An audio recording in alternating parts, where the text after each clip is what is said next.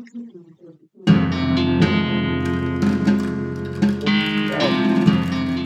God. Oh wow.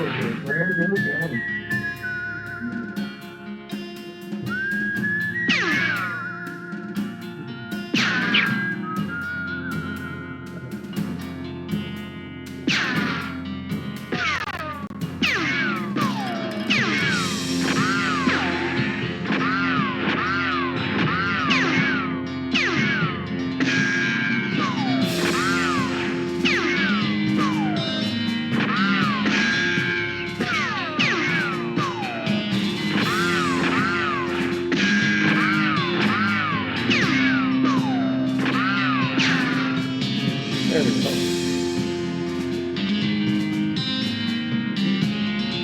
Alright.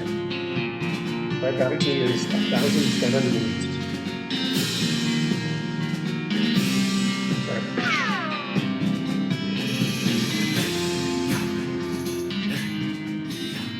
Alright. You're the only one here, so you get to pick.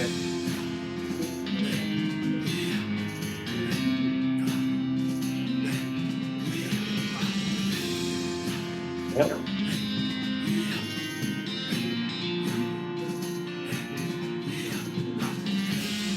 You get to pick what we get with. So you say, I'll probably be playing this when I know I have already. When I know I have an audience, so they can, which is probably you, can make decisions on it. Alright.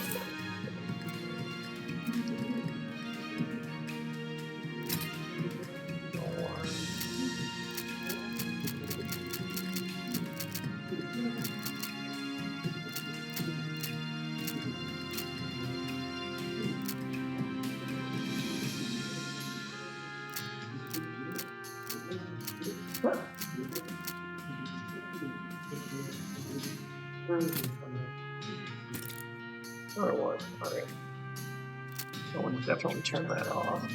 I like the combat grid. Yes, I like nerd mode. That's horrifying. We're not playing with that font.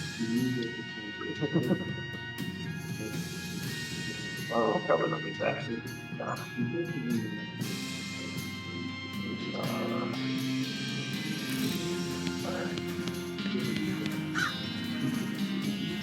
Get this ready.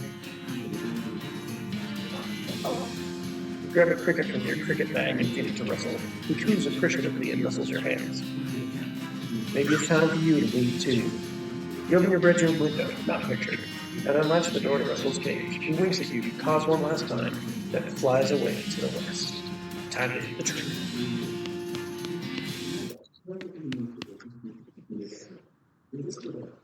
Woody Hardy and the Secret of Rattlesnake Canyon. That's one of my favorites. Florence Swift on the Forgotten City. I love that one. Escape from Witch Tower. I read that one 10 times. Florence Swift in the Erie Graveyard. Dad gave me this one when I was a kid. Murder Brown in the Erie City.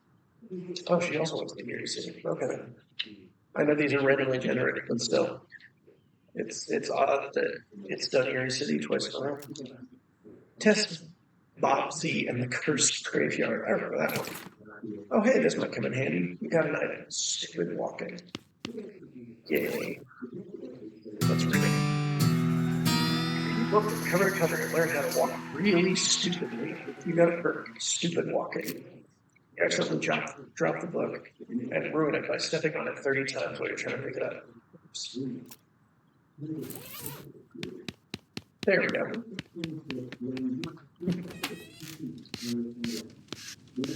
I will now walk stupidly for the rest of the game. Slender those memories.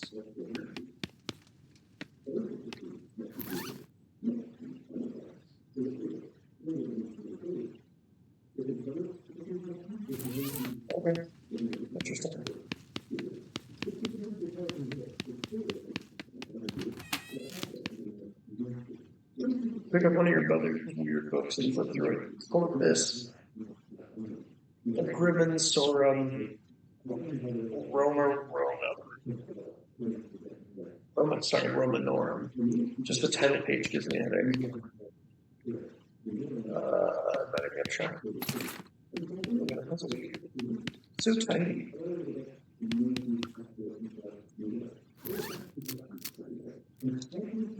Yay, I gained some experience by fiddling puzzle cube. Say, I haven't done much as a bean slinger previously, so I'm leaving now. We're gonna make you put in. Oh, before you go, I got your present. Present? Yeah, it's that book you wanted for crypto. I know it's early, but all right. Which one should we take? Picking locks, desert survival, or bartering?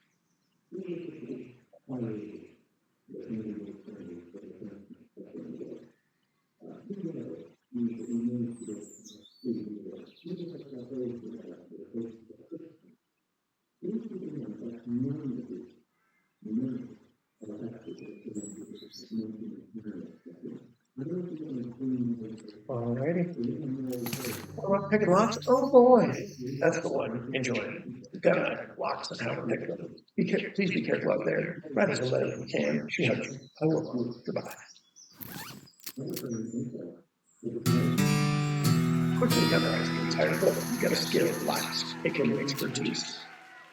After you're done reading it, you donate it to the local orphanage. Soon those orphans will be able to make their escape. Go, let's go.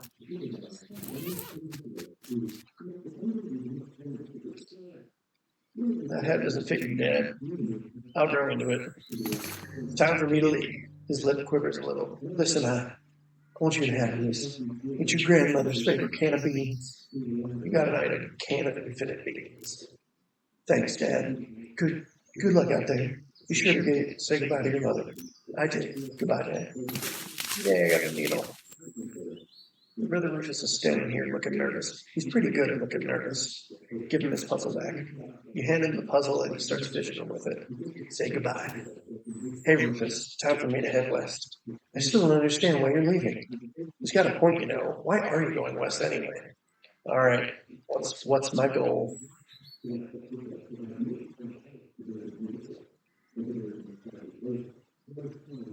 You say, help people will ensure I do like a nice person playthrough.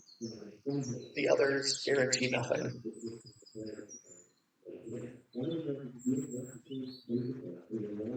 Alrighty, we're gonna do a nice playthrough. You've read the papers, Rufus. The people out west are in trouble. They need all the help they can get. But it's so dangerous. 60% of the people who go west get killed within a year. And that statistic is from before the cats came home. I'll be okay. You worry about taking care of Mom and Dad, and I'll worry about me. Okay, if you say so. I still think you'll be dead by cripple. I'll miss you, Rufus. Okay. You give him a playful punch in the arm.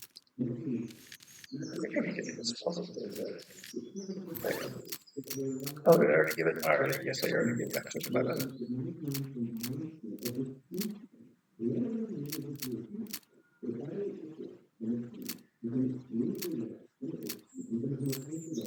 Interesting.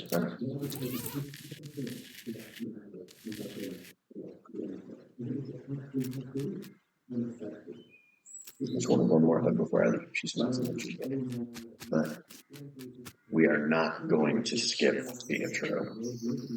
No, I want to play the pro. Looks like this isn't your first rodeo. Would you like to skip Boring Springs prologue and head straight to Clearwater? Any courses before partnership like many previous games will be available to you. And you'll start with 1,300. You'll start with elite meat and some of the more important items from Boring Springs. No, I want to play the prologue again. A lot of fun stuff in the prologue. Nope, we're watching the credits.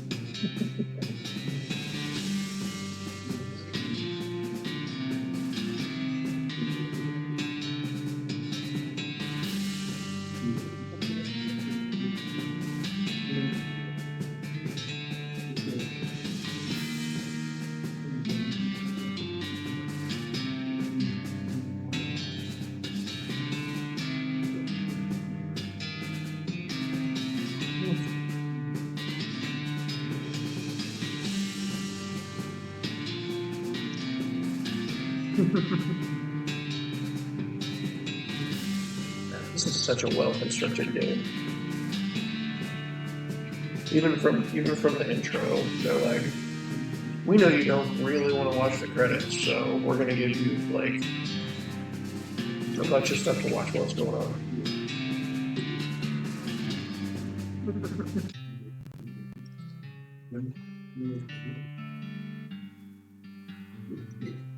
Well, the bad news is you fell off the cart and got knocked out for a couple hours, and now you've got no ride, no meat, and no prospects. The good news is that you're in town rather than a village somewhere. Not much of a town, though. But free turnip. Let's walk into some cactus.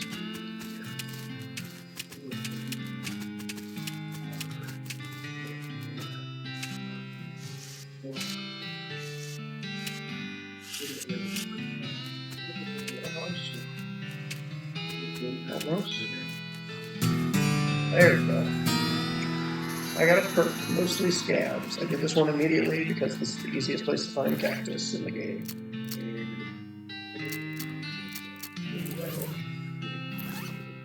That's what I want. That's what there we go.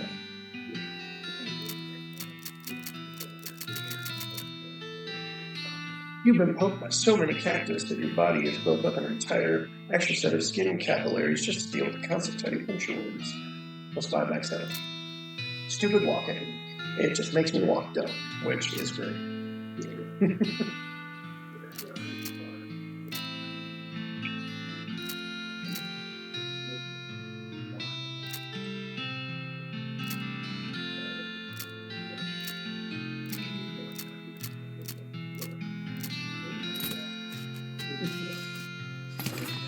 Take a look.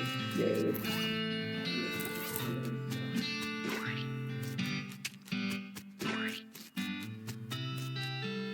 Dawn drinking. Good. Thank you. Howdy.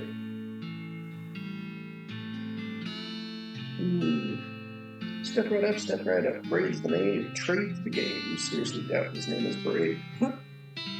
Hey, Braid. What are you trading? Well, sir, today I traded locks for soap and a stick of dynamite for a needle.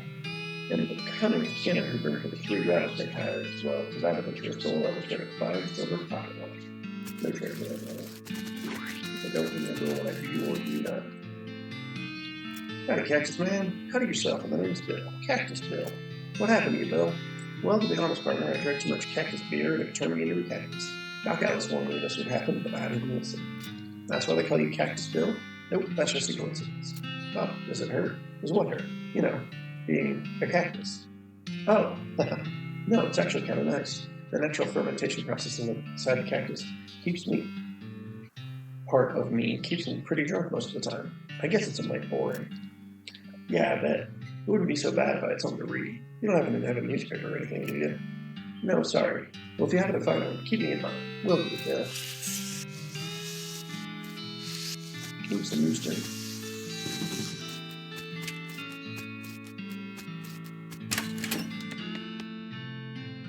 Hey, stranger, welcome to Boring Springs. I'm the sheriff of these parts. But what? Besides, the sheriff, okay? Blacks, sign painters. Say, you wouldn't happen to be looking for work, would you? As a matter of fact, I am. Great, because I happen to have some. There's a gang of hoodlums around here called themselves the Fricker Gang. Last time I arrested one of them, they busted him out and took my cell door with them. I ain't, it ain't much good without the door. And I need somebody tough, smart, and/or slick to go fetch it back for me. Why don't you get a shift off the wall and computer? Everything. I gotta stay here and practice my chair flipping. Alright, I'll give it a shot. Funny you say that, because I'm sending the deputy along to keep you out of trouble. Takes his pistol out of his desk and hands it to you. You got an item. Deputy pistol. Deputy? You deputized a gun? You're new in town. Maybe you ain't noticed, but there ain't much to do here except drink. Here, let me write it down where the Fricker Gang's hiding this for you. It makes a little note on the map. You discovered the new map location the Fricker Gang's hiding. Got it. I'll be back with the door. Ooh. Got a motive.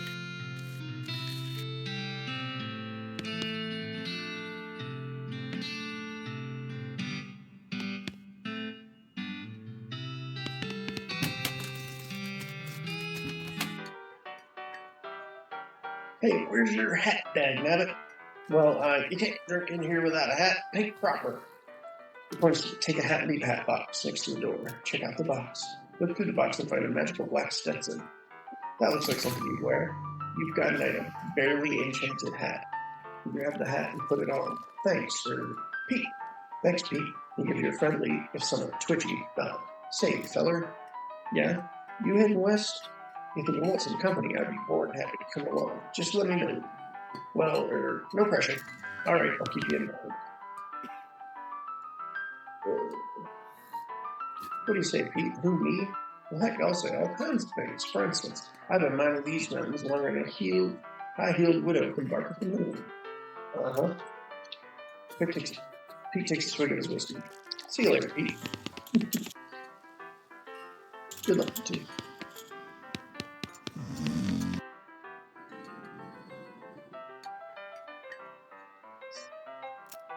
All right. Okay. You walk up to the bar and wait patiently for the bartender to notice you. While you're waiting, you see a sign taped to the back wall reading reward for lost mugs, 25 minutes each. Bartender finally notices you. Howdy, cowboy.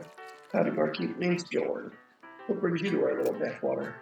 Oh, the usual. I came out west to make my fortune, not having much luck so far. Any work around these parts? Unfortunately, Boring Springs already has more people than a job. It's more of an errand town, if you catch my meaning. If you're looking for a real job, I'd recommend the railroad people up by Dirtwater. Step Railroad. Manifest Destiny Railroad Company. And back east, they're trying to run a line to Frisco and had a heck of a time doing so. And they're hiring? Oh, I reckon they're always hiring for one thing or another. Big company, that. That's what I like Dirtwater. Dirtwater is interesting. It's far enough west that it's still more or less exempt from the rule of law. Well, not so far west that it's been burned to the ground by the damn cows. Lots of opportunity there. She pauses for a few seconds, lost in thought. Yep, if I were a younger woman, I'd probably head that way myself. Yeah, this forsaken bird is always falling apart in one way or another.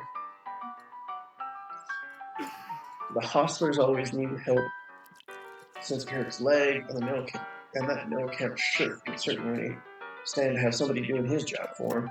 Anything else? Well, I've got a goblin in the basement. Some cowpokes in from the gulch didn't wipe his boots off and got spores everywhere. I could probably handle a goblin. Much obliged. I'll unlock the basement door for you. Oh, and you'll need this. Weak thunder salad. I'll take care of it. Howdy, I'm Bjorn. Howdy, Bjorn. I'm Horace. Nice to meet you. What do you do here? Ugh. I'm the town hostler. I don't know what that is. I'm the town horse selling guy. Gotcha. How's that working out for you? Oh, the horses are just flying out the door, so business is booming? Nice.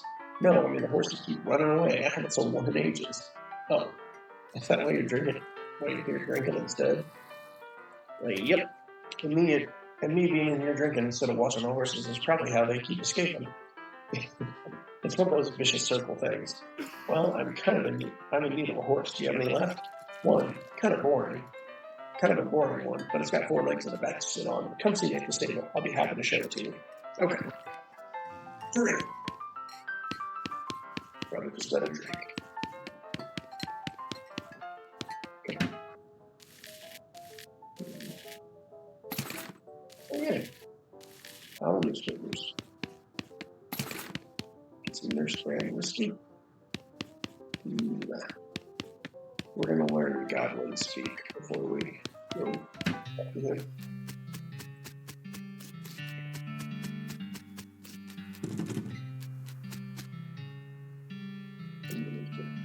Give him the newspaper you found in the basement of the slough. Much obliged, partner.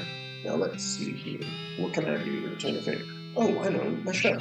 I left it behind the outhouse at the old hole mine. It's yours if you go and get it. I'm sure you'll find a use for it. Behind the outhouse at the old hole mine. Got it. Thanks, Bill. Don't mention it. Now if you could just kind of stick that newspaper to my face before you leave. Stick the newspaper to me.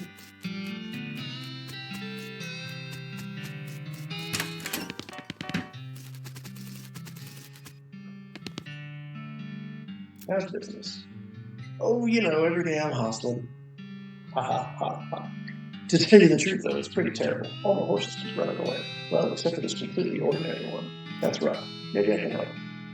Oh, God, yes, thank you. Please go fetch them. I'd go fetch them myself, except I was hungry. I give you 300 each for 5 of them. How many are there? 3. Here, let me see your map. They pretty much always run away to the same places. He draws 3 little pictures on your map. You should get a new location, or a whole mine, Orange Springs Boneyard, and Thousand Snakes Gulch. Why these places? I think they like environments that are thematically appropriate. Here, when you find one, feed it some of these oats. Fetch, send it back here. I got a bag of homemade oats. How does that work? They're special pigeon-infused oats. Okay, we'll do. See you later. I'm gonna take the needles. Grab some those. Oh, man. You said something earlier, don't I? Yep, I busted my knee while knocking out the showroom. Don't ask how, it's embarrassing. I was gonna get Doc Adams to have a look at it, but she gave up doctor. Why'd she do that? Nobody knows. She just shut herself up in the office. Said she wouldn't talk to anyone except Nurse Whiskey. Is that an actual nurse, or I'm pretty sure she was just being sarcastic. I see.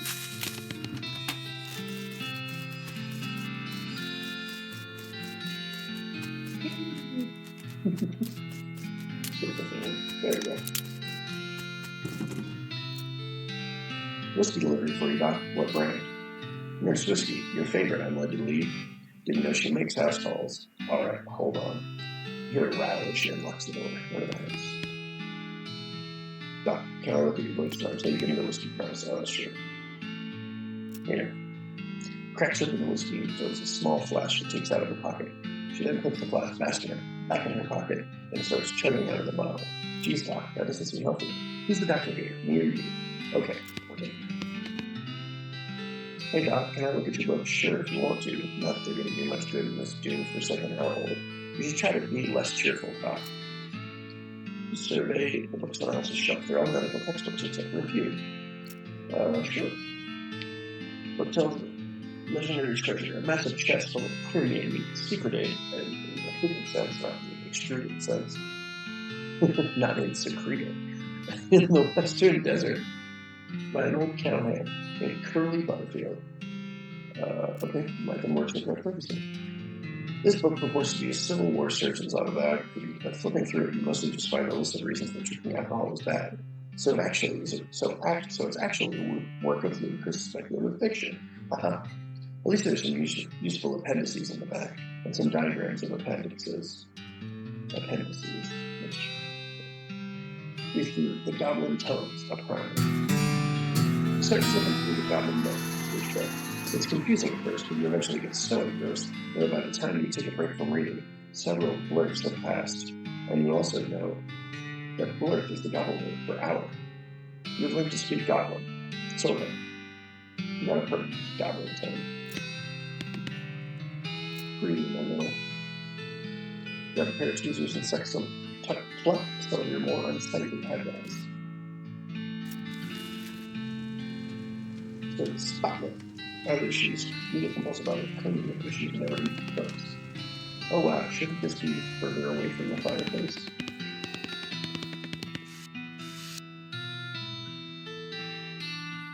Doc Alice continues pouring whiskey down her neck, occasionally stopping to breathe. Is everything alright? That depends on how fast it gets whiskey into my bloodstream, compared to how fast my liver filters it out. But I can't talk and drink at the same time, so she flares into me before you. So what's up? I mean, what's the matter, Doc? What's the matter? The whole world's done to hell in a horse cart, and you ask what's the matter? Bandits, cow demons, dead men walking. Why don't you go ahead and pick one and I'll drink to that? Dead men walking? You haven't seen it? Corpses and skeletons staggering around like puppets with half their strings cut, looking to take a bite out of the living. Nope. Well, I'll just count your lucky stars and stay out of the town cemetery then.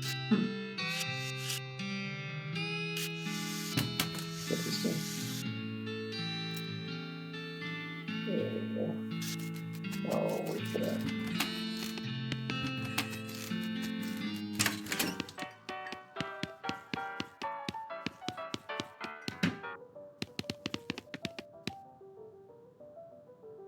Devin shouts, I'm Gary! Hi, Gary. Hi, hello, I am Gary. Who are you? Hello, I'm Bjorn. Hello, Bjorn. Good to meet you. What Bjorn doing down here? think I want to be closed. Oh, I'm just looking around. Oh, hey, Gary likes to look at you too. Gary and I looking for a way out of this stuff. Gary not having much luck though. Where are you trying to go, Gary? High away, far up, popping in the new Gary everywhere. Settle down, Gary. Gary doesn't like to settle in. Gary wants to traveling and popping. If you want to go far up and hide away, maybe taking Gary with you, eh? I'll think about it. I'll let you know, Gary.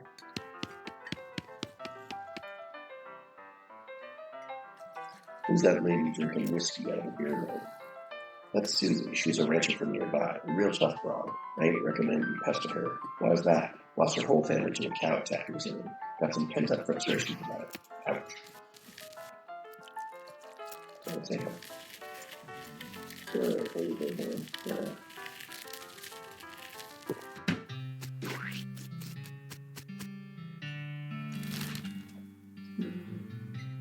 So we'll hold on first. I got the meat. I got the shovel. Yeah. 3 months.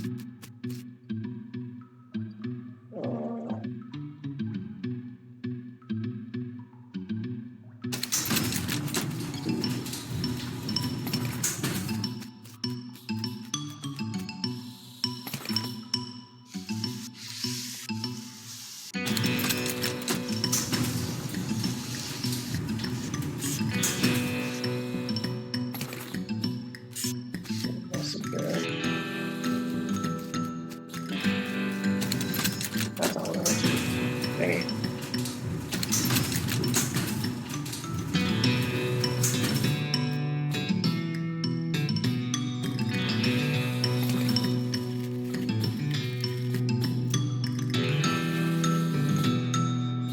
I lost the cat.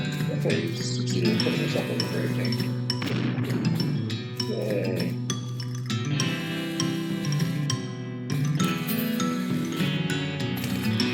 So then approach her. Hey there, girl, it's okay. I'm a friend. Winnie. The horse shies away from you, though in this case it's more like cripplingly introverted away from you.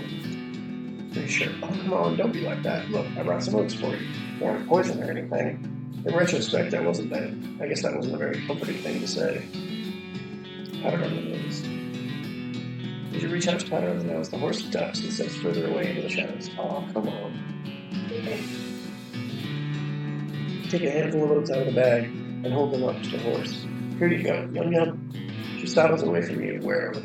It makes a surprisingly good attempt at hiding in her own shadow. Come on, please. Look, they're fine, okay? See? You take a handful from the bag and toss them in your mouth. Oh, it's like the roughest, blandest breakfast cereal you've ever eaten. Still, it's better than dry cat food. Don't ask. You smile to show the horse you're fine and realize that you've unconsciously turned around and walked out the door. Geez, these are powerful. The horse looks at you warily as you re-answer with a cheerful way. See? Perfectly fine. Take a handful of oats out of the bag and hold them up. Better. Come on, please. The horse hunches her shoulders and seems to shrink slightly as she pat her nose, but she doesn't actually flee. So that's something. There's a good girl. Me? She is. The horse finally seems relaxed enough around you, and so you offer her a handful of the oats, warily begrudging when she eats them. Then she gestures to something behind you. You turn around to look, but don't see anything. When you turn back, she's gone. Well, okay then.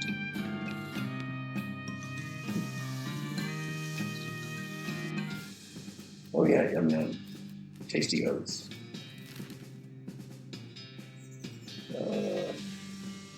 Do the other ones first. Pointy. Sure.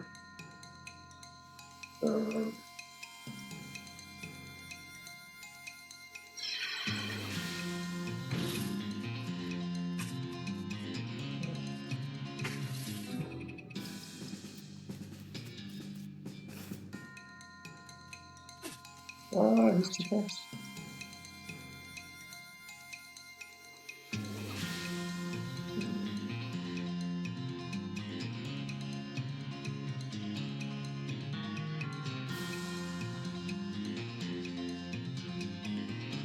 action points, so...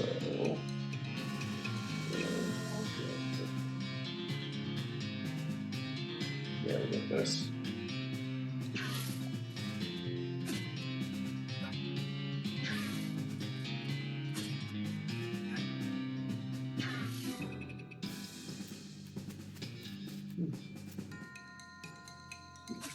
Oh, God.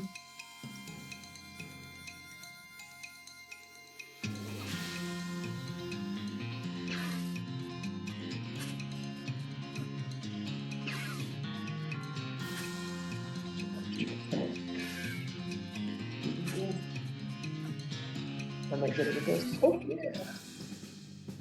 Nice work. If the whole cowboy thing doesn't work out, you could always get a job as a snake exterminator. Next week. Oh.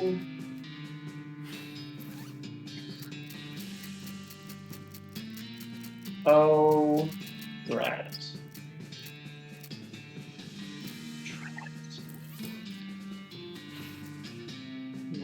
Hey there, boy. Hey, fella. I'm a friend, okay? It's cool, alright? Be cool. Don't freak out on me. Look him in the eyes. Calmly look at the horse in the eyes. One of them is fixed in a glassy 1,000-year-old stare. The other is revolving madly in its socket, like she's thinking of trying to escape in every direction simultaneously. He looks to be calming down now that it's clear you aren't actually made of spider's though. Pat his nose. You carefully and gently pat the horse's nose. He twitches a bit. Okay, a lot. It seems to recognize that you aren't going to eat his eyes or suck out his soul or whatever madness is bouncing around in that skull of his. That's a good boy. Feeding the ants. Are you hungry, boy? I've got a little treat for you. You feed the crazy horse some of the homing oats and it gallops away with the wind. Or rather, hopefully he's headed home and not the 12th dimension.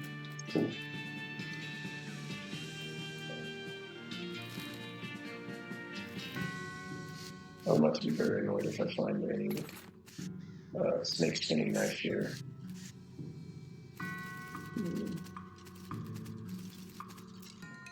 Okay, let's go.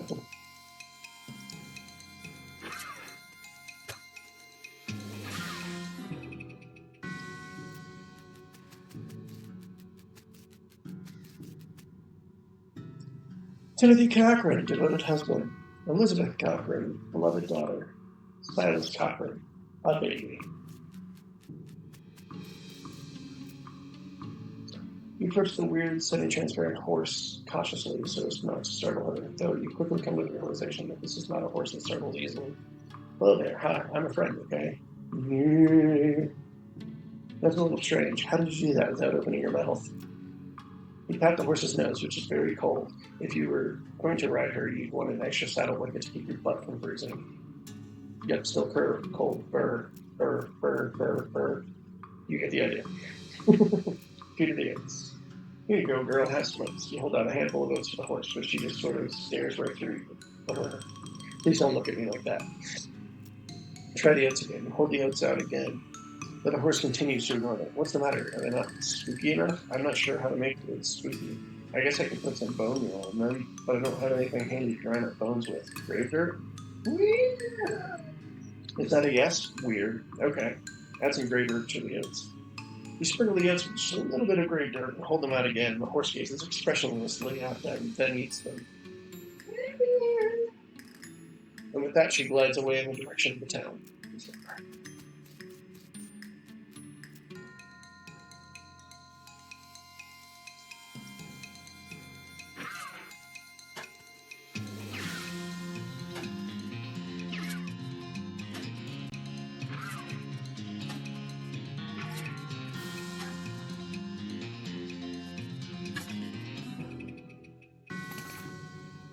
Old cavalry saber.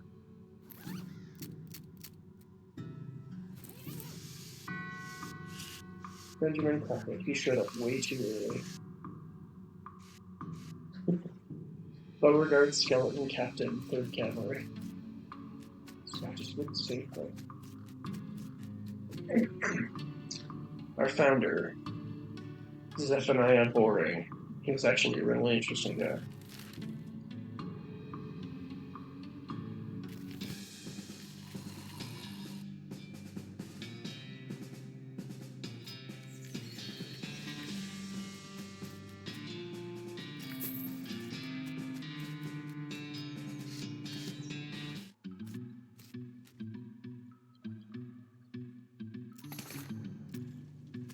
Mercy. Time of honorable. I don't know if I can toast that or not. Right.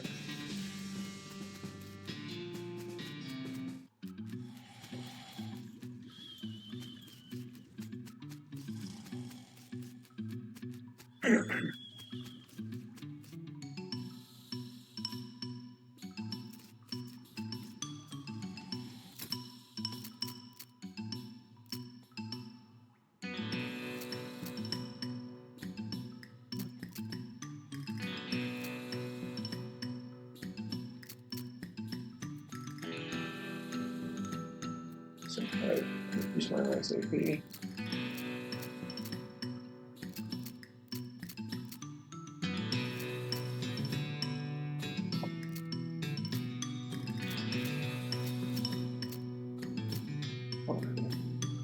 You got a strong moral compass and an accurate ethical protractor. Honorable options will be available in some situations.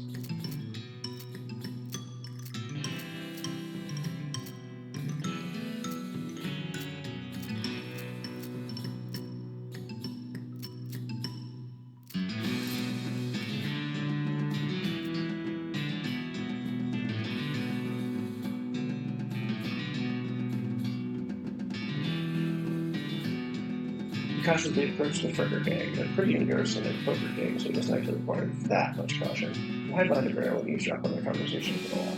Then the one with the eye patch. The one with the eye patch was quiet, but you gathered that his name was Snipe, and the one was the and the persuaded one is his brother Wendy. What's your play here? Howdy, boys. Jim, you? The one without the eye patch raises an eyebrow at you. Who are you? How'd you get past Doug and Sophie? What do you want? It's Billy, your brother. Billy. You ain't Billy. I'm so Billy, I stole some rude's face. Ha! You always did have an active face rustling. What's new, Billy? You gotta get out of here, fast. Billy, the Pinkertons are on the list, and they'll be here in a minute. Dagnabbit, come on, Snipe, let's hightail it. I'll catch up with you guys later tonight. Billy nods. He and Snipe hurriedly pack up their belongings and flee the cave. Congratulate yourself on your attentiveness, memory, and strong interpersonal skills. Just cut the door and skedaddle. Yeah, that was kind of fun. Here we go on. Yeah. Nothing.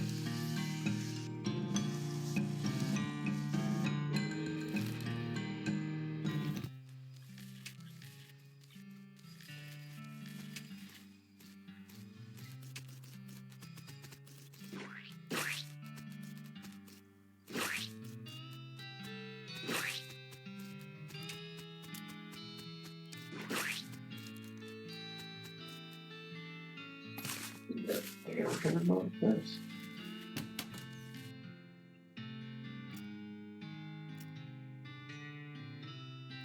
Oh yeah, there was a skeleton in the cemetery. It's nice to see some outside confirmation I'm not losing my damn mind. But how is that even possible? It isn't possible. It goes against everything I know about medicine.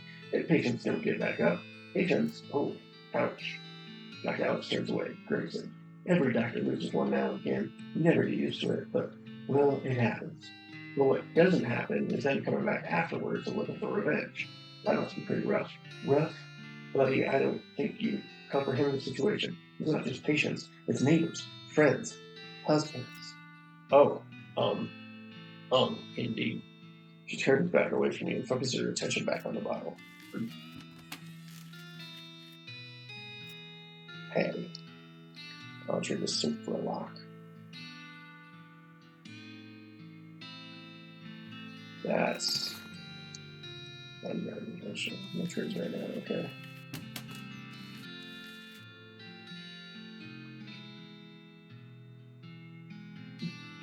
Yeah, 1 or 2. Okay. I see the Fricker gang hasn't stopped you breathing. Did you rescue my cell door? You hand the sheriff his door, and he hangs it back up on its hinges. Nice work, stranger. This here prison cell just got about 4 times more secure. Are there any Fricker boys left for me to round up? Yeah, 1 or 2 that are asleep on the job. I'll round them up shortly then. Looks like I owe you a reward. He produces a big bag of meat. Got another little task for you if you got the time. Should be a lot simpler than the last one. What you need? Well, the Frickers busted the lock when they took the door. Then they need a new lock. I just so happen to have one. You hand the sheriff the lock. That'll do nicely. The sheriff puts the lock on the door, then accidentally drops the key and it clatters into the cell. Hellfire. Don't suppose you know how to pick a lock, stranger. You got a needle handy? I'll see what I can do.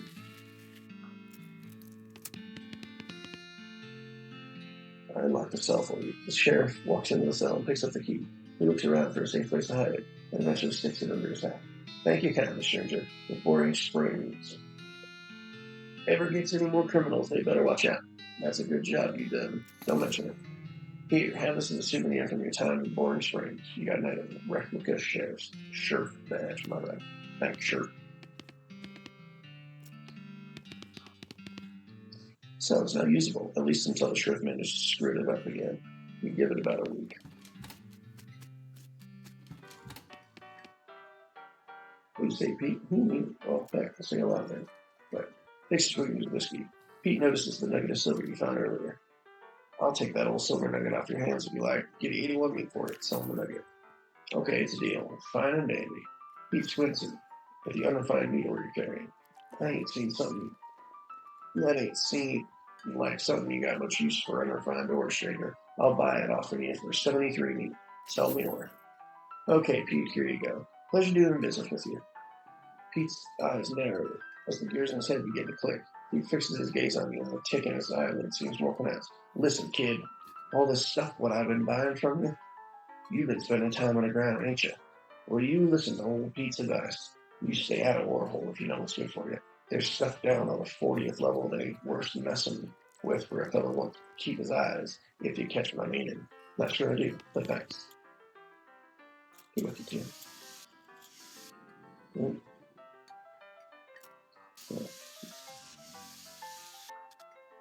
Are you Susie Cochran? How'd you know my last name? I saw the graves at the cemetery. I'm sorry for your loss. Susie scowls bitterly and mutters into her whiskey. I saw it happen. Saw the whole damn thing and couldn't do nothing about it. The bartender said it was cows. Cows, right. I don't know what those things are, but they ain't cows. Not anymore. What happened? It was a raid. See, Ma and Pa used to ranch cattle back before they came home. Pa didn't make it, but Ma and I managed to rebuild. We ranched pigs instead, and she left me the place when she passed. Go on. Well, I guess a passing herd sniffed out that it used to be a cow ranch and they attacked a couple days ago. Happened so fast I didn't have time to get my rifle out of the gun safe. Cows smashed in the front door and a fire started out back by the root cellar. House went up in blazes, just like that. What did you do? There wasn't anything I could do. Couldn't get upstairs to the kids because of the fire. And I saw Tim trampled right in front of me. She drinks her glass. I ain't want to talk about it anymore. Sorry. She refills her mug from a bottle on the bar and doesn't reply. What will you do now? Head west, I suppose. Nothing keeping me here, no desire to stay. I can't leave without my rifle, though. Why not? It was Ma's rifle. That's all I got left of anybody. Where is it? Left at the ranch like a damn fool. Listen, can I ask you a favor? I need someone to go get it for me. Yeah, I'll go get it. They were the Cochran Ranches.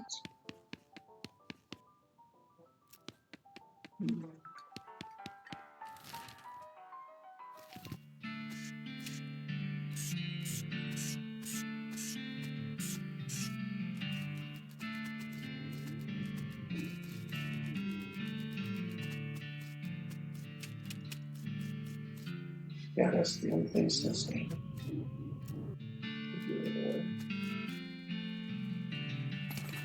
Oh, dang it, there's the varmint spinning knife.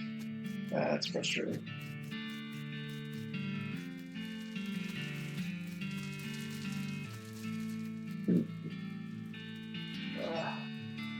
I'm debating starting over and just running it from the beginning again real quick, because I want that. It's so frustrating.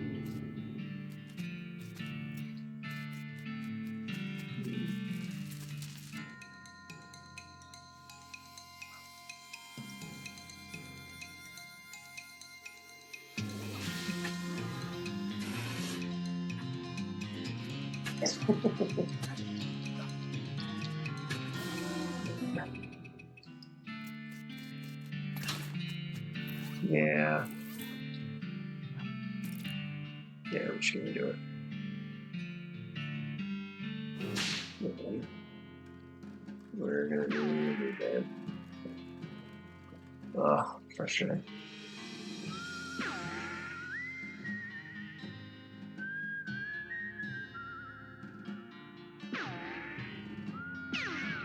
Fuck you.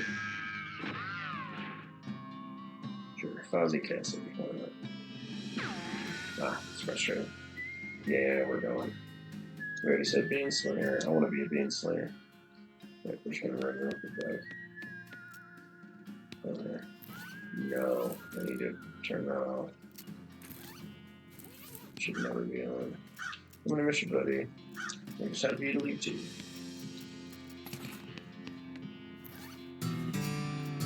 Okay. Good.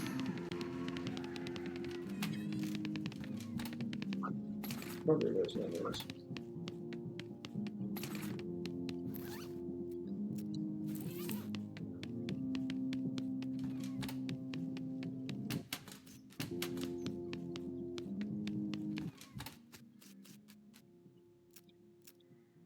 Taking laps here.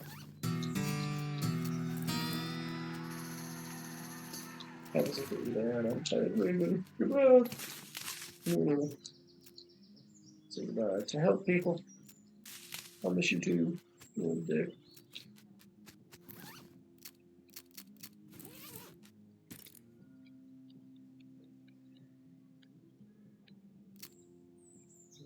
We can have the game look terrible for the whole game.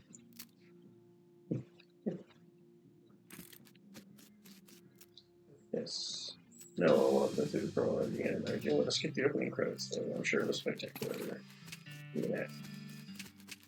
Yeah. Yeah. Got the box. Grab it. Yeah, I got it. Uh-huh.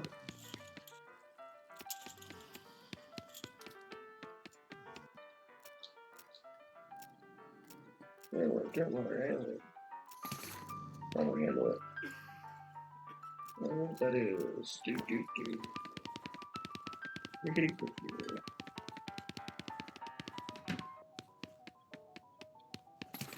Grab a bottle.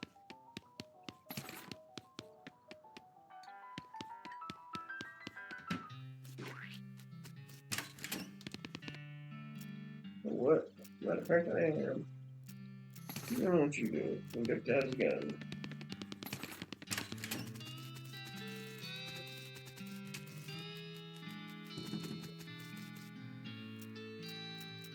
There you go. There you go. Have a nice dinner.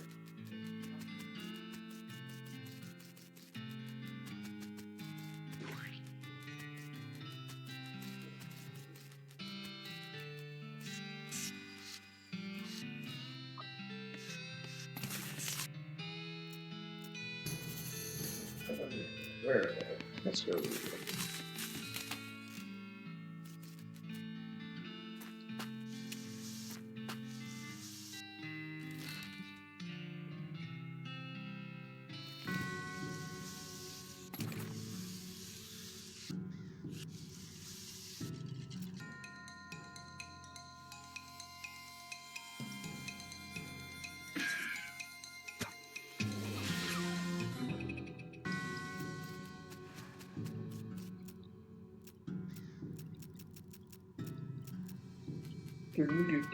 Coughing. Where's Springs?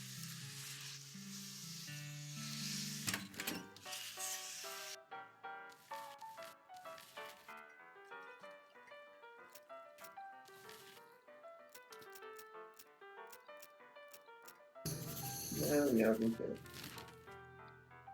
Taco Ranch.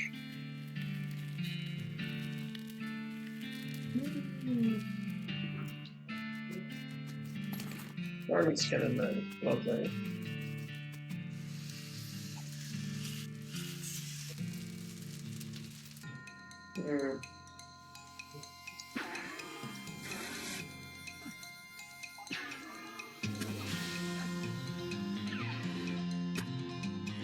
Oh, good.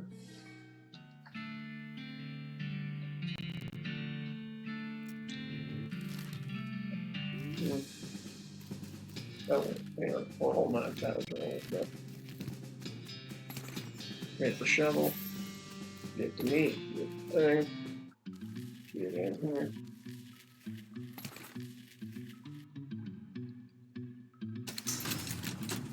Tools.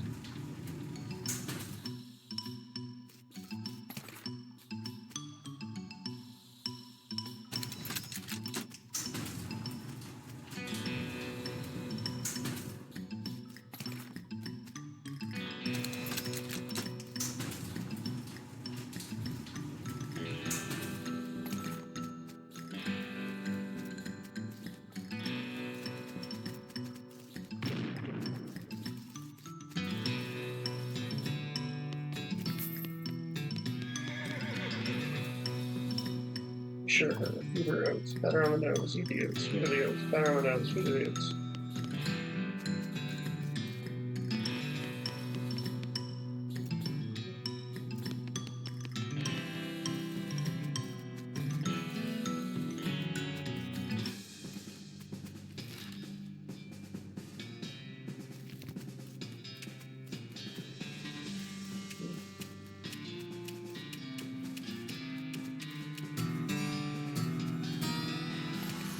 Oh, I got shiny rock. I didn't even notice that last time. It's good enough. Thank you. Bang. Bang. Calcium skin.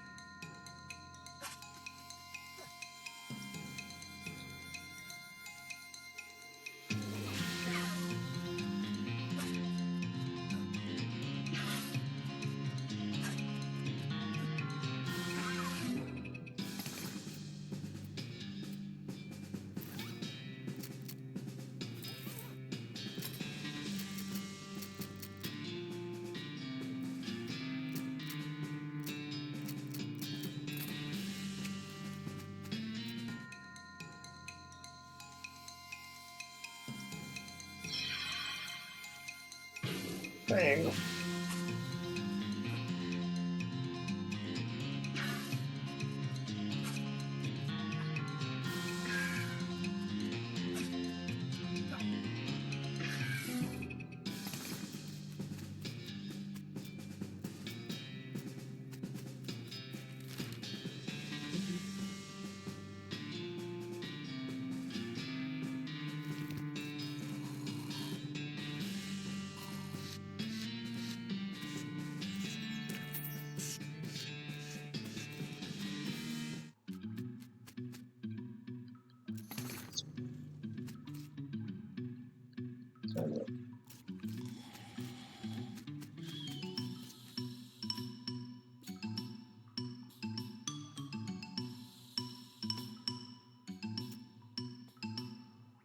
Ah, shoot.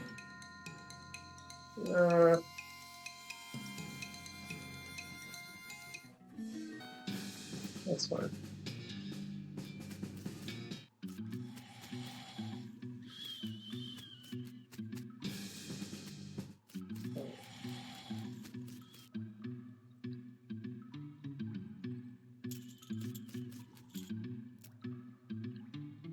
No, dang it, that's not what I wanted. Where did I find out about Bimmy last time? So confused.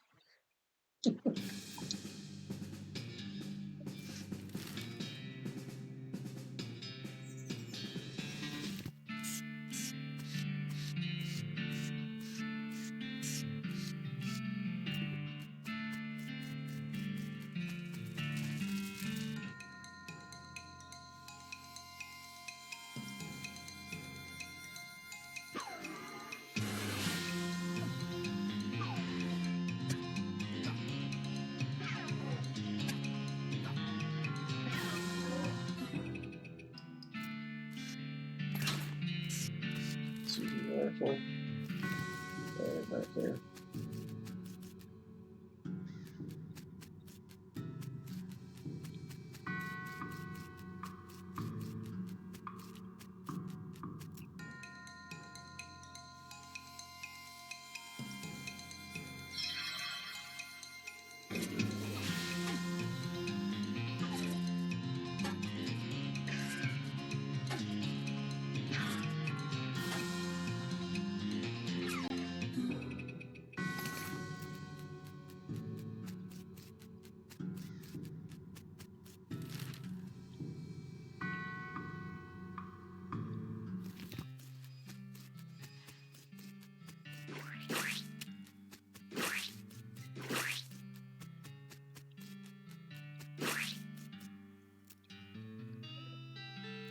Freerider skins. Ooh, I know a lot.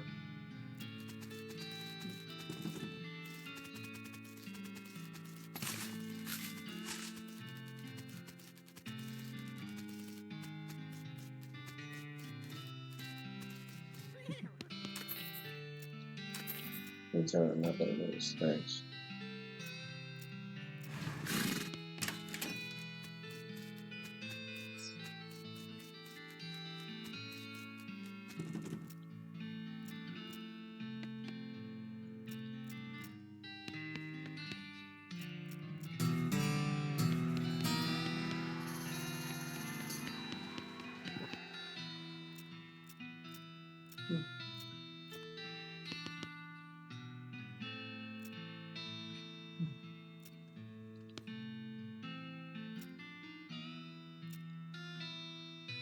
You have any idea what's causing the resurrections?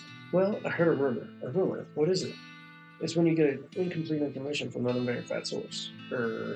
Anyway, what I heard is there's a fellow out west called him the necromancer, they call him. Supposedly he sending magic out into the world somehow. Magic like bean slingers use? I never heard of any bean slinger raising the dead. Have you? Her scowl deepens. That'd be one hell of a can of beans. About the necromancer, assuming he exists, what about him? Well, maybe someone ought to try and stop him. Doc Alice gives you a sharp look. You? Because I know you ain't talking about me. So why not you? A gray-haired old woman who knows as much about fighting as a squirrel-nosed surgery? You hit your head on a bar stool, kid? You aren't that old.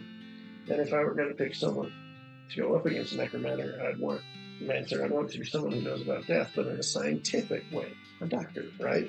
Doc Alice stares hard at you and takes a swig from a bottle, saying nothing. And it sounds to me like you've got plenty of motivation to get the job done for your friends and everyone. She continues to look at you. You can see the gears turning in her head. It beats doing nothing anyway. Beats locking yourself in a house full of TNT and drinking yourself to death. You aren't even doing any doctorate anymore. She winces and looks away. Then she shakes her head slowly. You seriously expect me to ride out west by myself chasing a rumor? Doesn't have to be by yourself. I'm heading west too. Tag along with me and maybe we can find a guy and put a stop to him. It's crazy. Impossible. Impossible like raising the dead's impossible? Allie crosses her arms and regards you thoughtfully. A spark slowly brightens behind her eyes. All right, kid. What the hell? Let's give it a shot. Cool.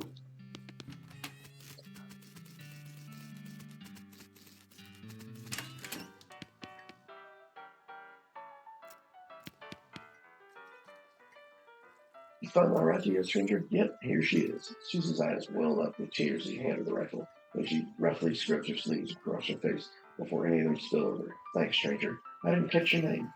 I'm Fozzie. Thanks, Fozzie. Can't correctly say what this means to me. She looks at the rifle for a long moment, then looks back up at you. She sighs. Well, that's enough wallowing in misery. Time for me to hit the road. If you want me to tag along when you head west, just say the word. Sounds good, Susie.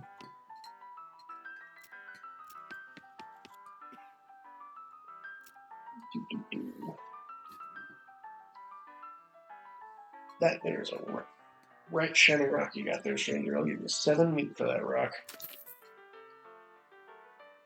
He grabs the rock and sticks it in his belt pouch, grinning. Thank you kindly. Pete notices the nugget of silver you found earlier. I'll take that silver nugget off your hands if you like. Give you 81 meat for it. It's all the nugget. Fine and dandy. Pete squints and looks at the unrefined meat order you're carrying. You ain't seem like someone got much use for unrefined ore, stranger. I'll buy it off you. Offering you for 73 meat. Sell me the order. Don't do the thing. Uh-huh. Sure.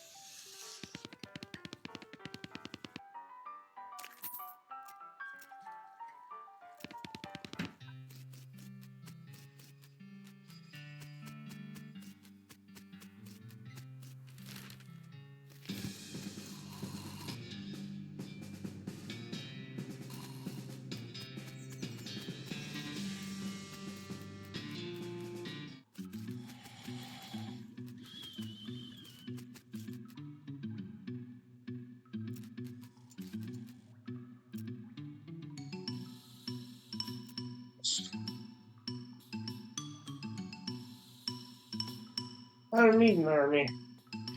We the guy who's so dumb he didn't notice his brother dealt himself with a pair of ace of spades. You cheating varmint! You cheating varmint! The Fricker brothers smash each other with a pair of perfectly synchronized haymakers, a beautiful double knockout. Time to grab the door. What's your face thing? You're confused.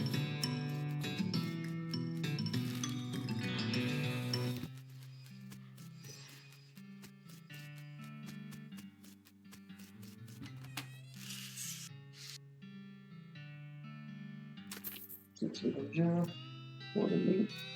So I haven't had a look. Let's see what I can do. Pick the lock. Don't mention it. Give me more damage. Yeah.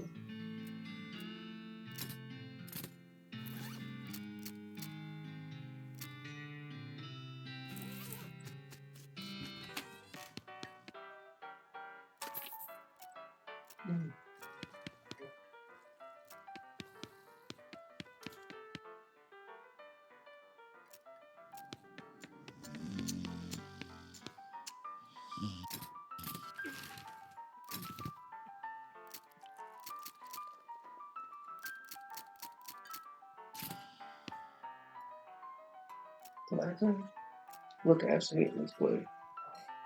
Good aggressively. Outboxing.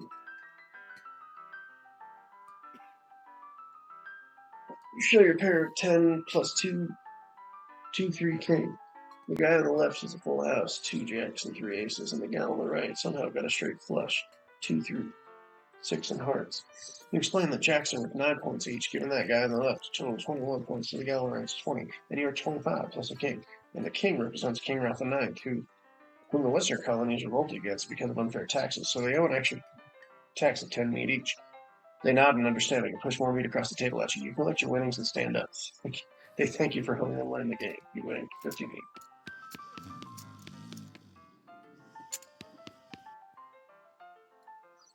All right.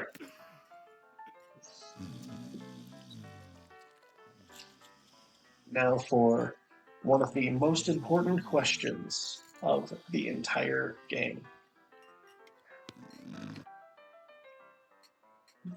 Do we investigate the spittoons?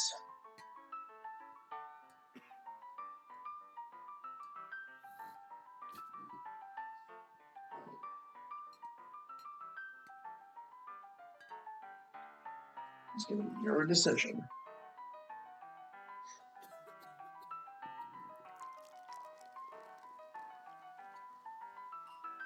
I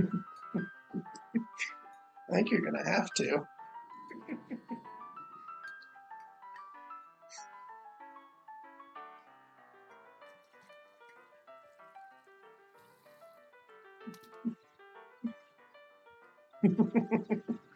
Alrighty. Here we go. It's a spittoon. People spit into it. You know without even looking in it that it's absolutely disgusting. Okay. Yeah, it's full of spit. Regular spit, gross tobacco spit, chewing gum, and it looks like there's a few teeth as well. It's disgusting. And the smell, even from a distance, it smells horrible. You are now on your hands and knees, peering into a filth-encrusted spittoon. I don't understand what is wrong with you. Wait, is there something shining at the bottom? You reach your hand toward the spittoon. Even before you touch it, you can feel the grossness in the air, like a greasy fog enveloping the stinking brass horror. It smells like the vomit trough at a mesquite barbecue eating contest. You hesitate. Never smell. You plunge your hand in the awful soup. It makes a sound like glop. Your skin is burning. Your eyes start to water. Your fingers make contact with something. You pull your hand out of devil's tureen slowly, not daring to risk splashing the contents all over yourself. You appear to have gotten some kind of ring, probably some kind of disease as well. Congratulations. Hooray.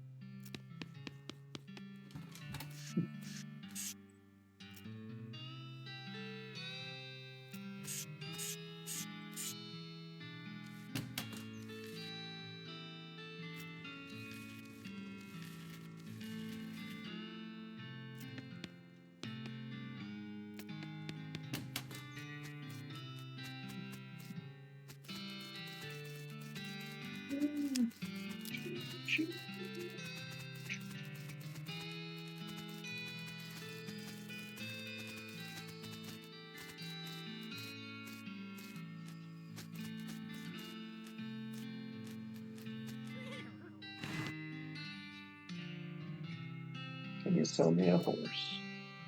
Sure thing. I should warn you though, horses get mighty attached to their riders. Once you've bought one, you won't be able to change your mind later. Which one are you interested in? Which horse would you like? Would you like the normal horse? Which, let me rephrase, we're not picking the normal horse. Would you like the shifty looking dark horse, the spooky pale horse, or the crazy eyed horse?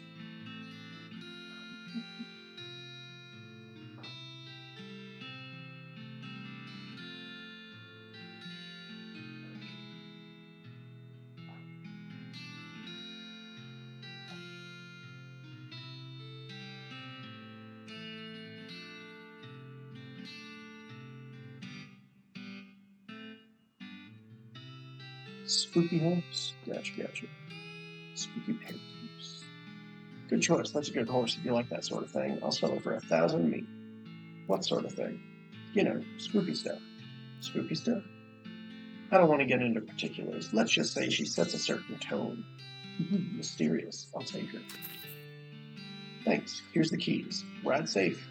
Give her a name. Throw a name at me. I don't have one in mind at the moment.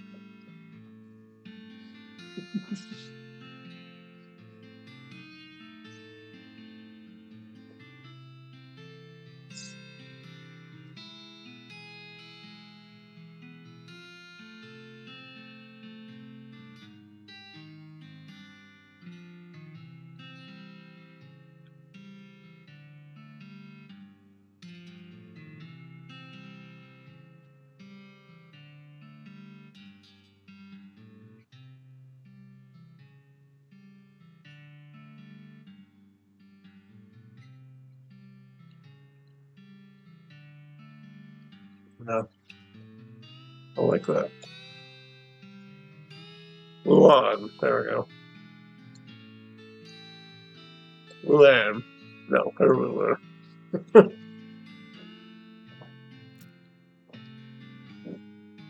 Mm-hmm. All right, then. Luna the horse. It's got a nice ring to it.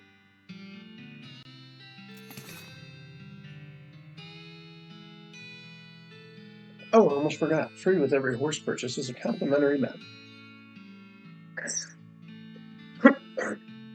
Southeast west map. Thanks.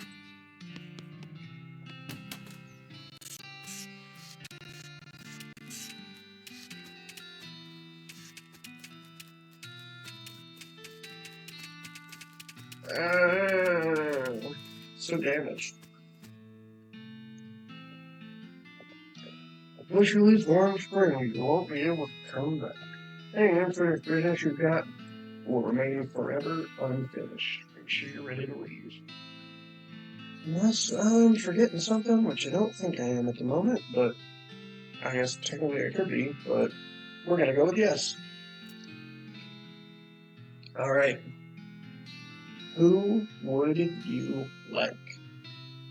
They all affect the game honestly in pretty specific, in pretty like intricate, intricate, and both minor and major ways. So I can't really advise you as to which one to pick because they're so very different.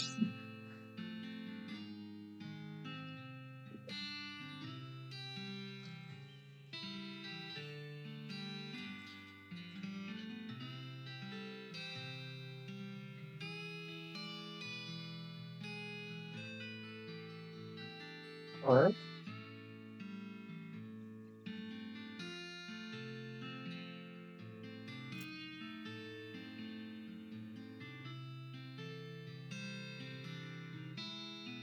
You knock on Elsa's door and tell her it's time to go. You can start the southeast west map that the hostler gave you. It only lists two things: the town of Dirtwater and the Manifest Destiny Railroad Company's westernmost camp. Head for Dirtwater. Here we are. Stalker. Howdy, Doc. If we're going to look into this necromancer business, I figure we ought to start with the local cemeteries. Makes sense. Do you know where they are? Yeah, I did some research into the territory's cemeteries a while back. Territories cemeteries. Territory cemeteries. To see if there's a pattern, you okay? Sorry. Anyway, there's one not too far from here. You discovered a new map location, the Graveyard. I'll forget about it again.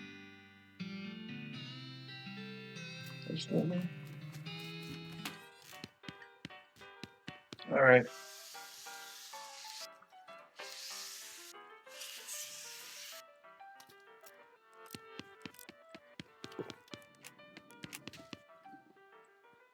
Well, howdy there. Always nice seeing a new face in town. Welcome to the Jewel Saloon. Hi, thanks. I'm Fozzie. Glad to know you, Fozzie. Folks around here just call me Lloyd. What can I do for you? Nice to meet you, Lloyd. Saw a sign out front advertising a room. That's right. Finest room in the house and plenty of room for your partner, too. You interested? How much does it cost? Well, that's where you're in luck. Previous tenant was a banker fella, and he paid a month in advance right before getting himself killed by bandits. You seem like a decent sort, so the room's yours if you want it. Right. Wow, great. Need help with anything? Well, if you're handy with mechanical type stuff, something's going wrong with our piano player. I thought the music sounded a little off. Yeah, it's not supposed to sound like that. Let's see what I can do. Thanks. I'd have poked around in it myself, but I lost the key. This has suddenly taken a strange turn. Who's that old man by the piano? Oh, that's Ellsbury. Tragic fellow he is. He was a writer and a poet. Came out west to sell the stories, but nobody were buying. Too weird, his stories. Fantastical like. Too bad. I love that stuff. Well, it don't matter much now, anyhow. He had to get normal work to make ends meet. Did passing well as a prospector until one day he lost his mind in a mind. He what now? You know what I mean. He saw something. Something that didn't make him stop telling his weird something that made him stop telling his weird tales. Made him stop talking near completely, come to that. He just stands there by the piano nowadays. It seems to calm him down. And as long as he doesn't make any trouble, I don't mind him too much. I feel a little sorry for him, to be honest. Poor fellow. I don't know if he played piano yet, but partner. Yeah, it's decent enough. Let me know if you find a whiskey and hold out. Yeah.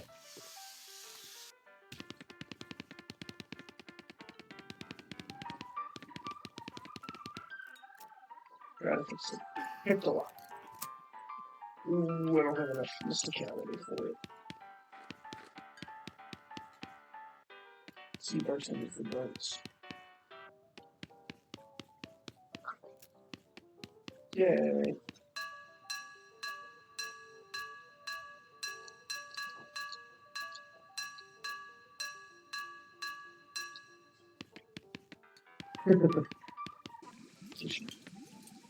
Baby's too busy watching.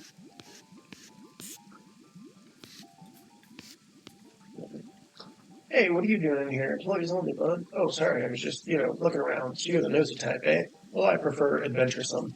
As it happens, there's something you can do for me. I'm not a saltpeter, and I need someone to go pick me up some more. Saltpeter? Isn't that used to make gunpowder and other things? Look, who's the chef here, me or you? Okay, okay.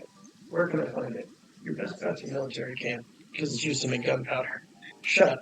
Here's one sport cowardice. They keep it in the little green jars. The chef marks the fort on your map.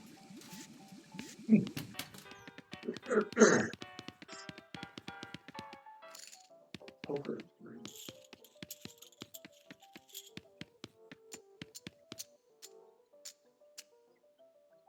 We will read like 3 of these because they're randomly generated and a little bit insane.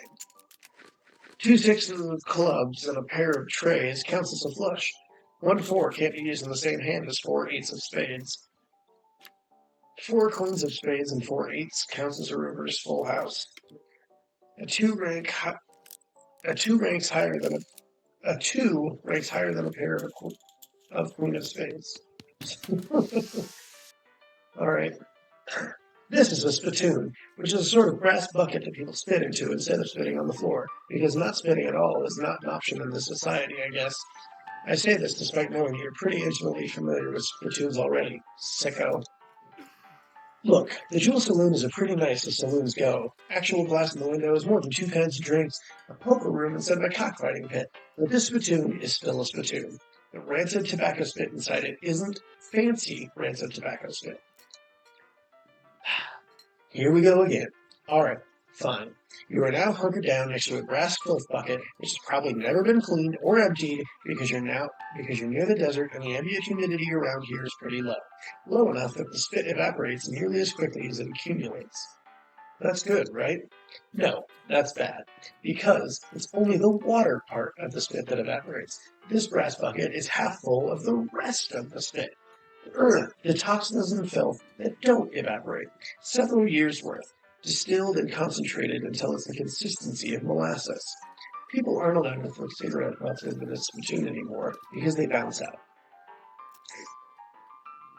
You're about to put your hand into a bucket of something the color and viscosity of maple syrup, except instead of maple, it's flavored with the inside of the mouths of people who chew cigars instead of smoking them and have never brushed their teeth.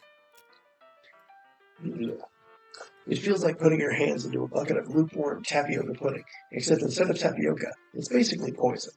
It smells like someone ran over a skunk, waited a week, and then set it on fire. It feels like your hand is dissolving. Keep searching. You found something. You found a tacky, filth-covered porcelain cow figurine. A useless, disgusting thing that will make a great heirloom for your children, assuming you're still able to have any, and you hate them. Lovely.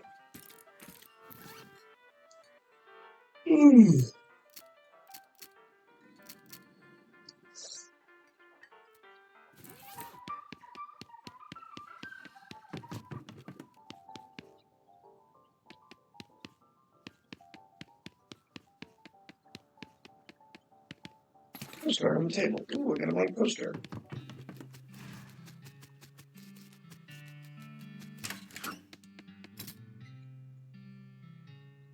I should already have, yeah, I already have a shovel. Advanced beam craft, which would be useful. Disposable binoculars, Let's say, I think before I get any of this stuff, I want to buy, yeah, I know what I want to do. I want to buy the bartering book. This little girl selling flowers. I will buy some. Thank you. I got some sweet smelling flowers. These flowers smell really good. This item goes in your elf hand. 15 plus 15 stench resistance.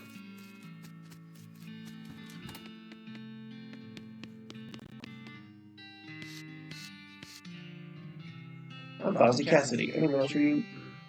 Nope. Darn. Well, I'll just send a postcard. Alrighty, let's have it. You write a quick note to Rufus letting him know what you've been up to and that you're okay. That'll be, oh, it's one of them prepaid ones. That'll be 0 meat there. Thanks.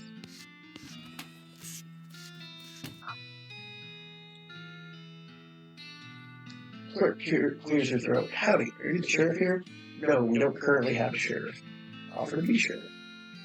I can be sheriff, maybe. Do you have law enforcement experience? Or not really. That's not true. I was just at Orange Springs and I caught a whole gang. Have you been to sheriff school? No.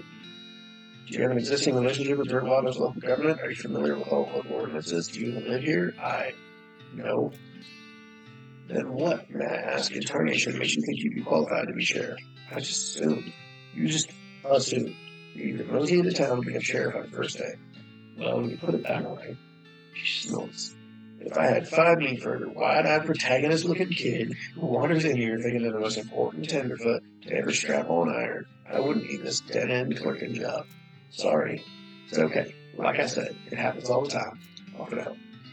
You need help today finding a new sheriff? Sure, if you're going to give it a gun, there's always somebody in need, said Justice. Wanted posters are back there. Cells are over yonder. She points behind her and off to the right, respectively. She can leave.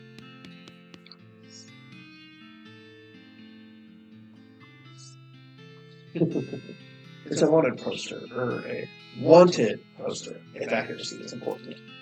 It says, wanted, a house in the desert gang, for mortgage non-payment, squatting, and general public nuisance. Also for murdering 2 collection agents. Last seen in a house in the desert, 500 reward. You wonder if the house is named after them, or if they're named after the house. In any case, at least their location is unambiguous. Want to go after them? Yes. You take note of the location of the house and resolve to bring the house gang to justice. Poster reads, wanted, a stripy hat gang, for grand theft, paint, and tasteless hat vandalism. Last seen in the vicinity of Cavern Canyon, 1,000 meat reward. Dirty, rotten, paint thieves and low-down, no-fashion sense hat vandals, despicable. Want to go after him? You discover a new application, Cavern Canyon.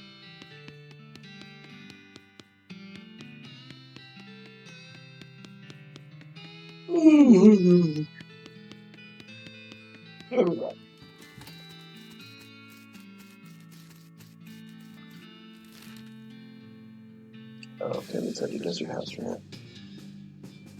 You find a crate lying on the side of the trail. It's lid knocked loose. It has fell off the back of the cart limited stencil on the side, which seems to have been on the nose. But hey, free stuff is free stuff. Fish through the crate and you got yourself a bar of soap and a lasso. Uh-oh. Looks like you're gonna have to be sneaky if you want to avoid a full-on fracas. Sneaky is my middle name. Wait, really? Yes, Sneaky is my middle name. Okay, if you say so. I'm pretty sure this dog, kills the hell out of me really easily at this point in the game. This doghouse, from the sound of it, you can say this doghouse contains an angry dog. This doghouse contains an angry dog. Very funny. You're not able to get past it without ordering a gang inside. Back off from there. Right, I think I need bones. I think I need a bone for this. So I will not miss it. Go to the date yard. Ghostly translucent bandit already. Ghostly translucent horse rides up and reports this ghostly translucent rackle at you, demanding all your ghostly translucent valuables. I mean, it doesn't actually specify that your valuables should be ghostly translucent, but it doesn't seem like you'd have use for regular ones. Fight him. Probably didn't need to do that, but we're going to anyway. Die.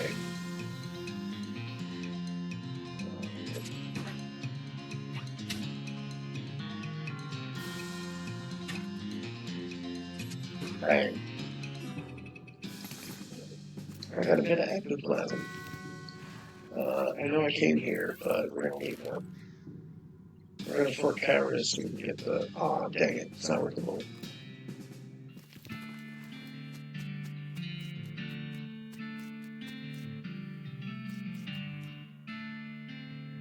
Okay. Restriction. This cabinet is mostly empty, but there are a handful of boring personnel records in the back one of the drawers. Examine them. They are incredibly boring. No, really, I want details.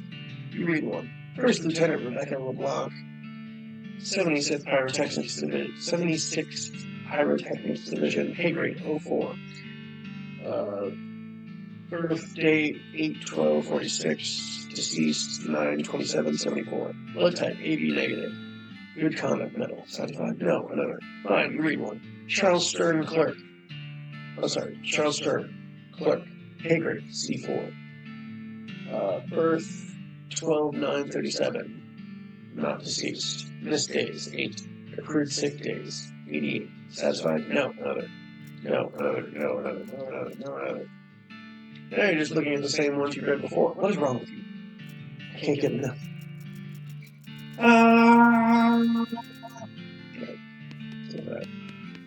That's actually pretty.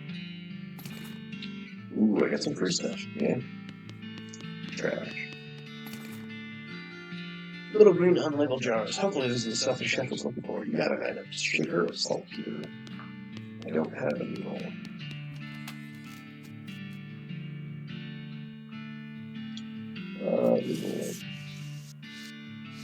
This must be the math tent.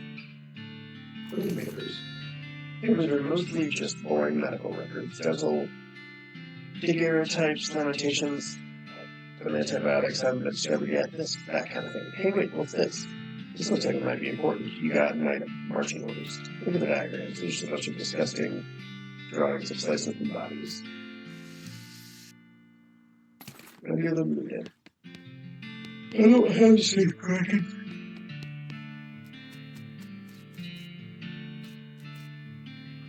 The sign has the goblin word for toilet on it. The sign says toilet in goblin. It makes it pretty likely the goblin uses the tent as a toilet. No way you're gonna go with that. There is another option if you don't learn goblin tongue at the beginning, but you don't know what it is, so you can go in. It's an unusually sized cannonball. Take it.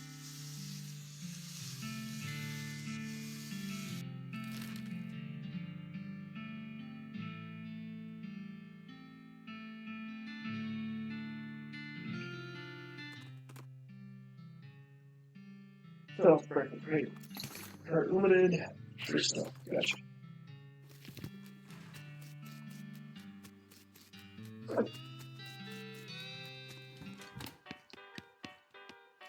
Oh.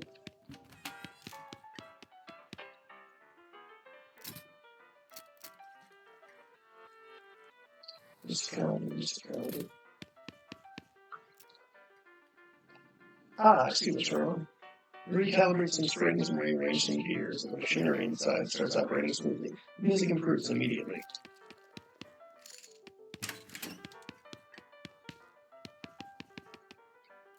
Hey, Lloyd, I fixed the piano player for you. I thought so. You sound much better. Thanks a heap, Fozzie. I'd offer you a free room exchange, but you already got one. No worries, Lloyd. I was ready.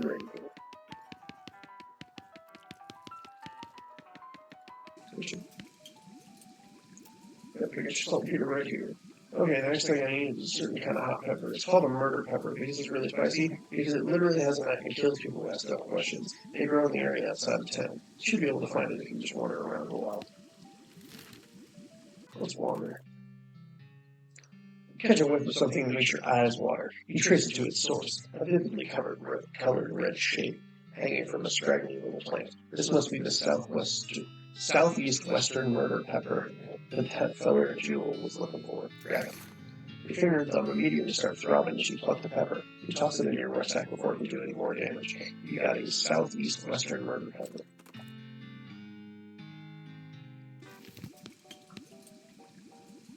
Here it is. Ah, nice big one. That'll last a while. Good going. Okay, so if you still have a bunch of stuff to do, I need someone to go check my mail. I ordered a new sauté knife, but I haven't got time to go fetch it myself. Here's the key to my post office box. Alright.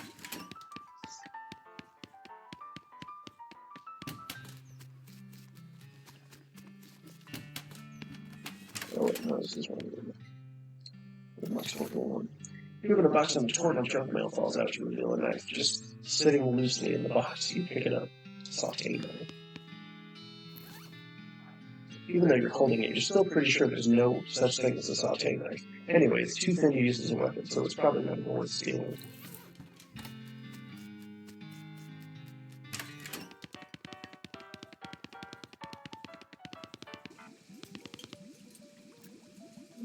Excellent, this will work a lot better than the hammer I was using.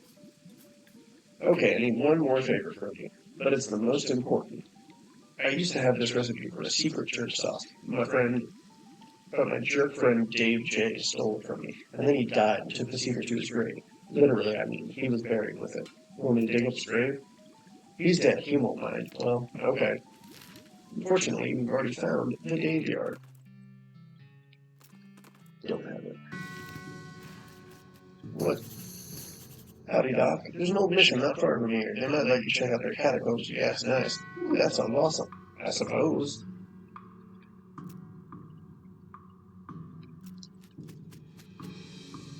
Speak this up.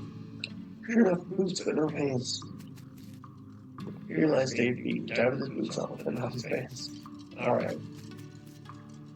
Here lies Dave C. Went down in the theater. Let's fight it.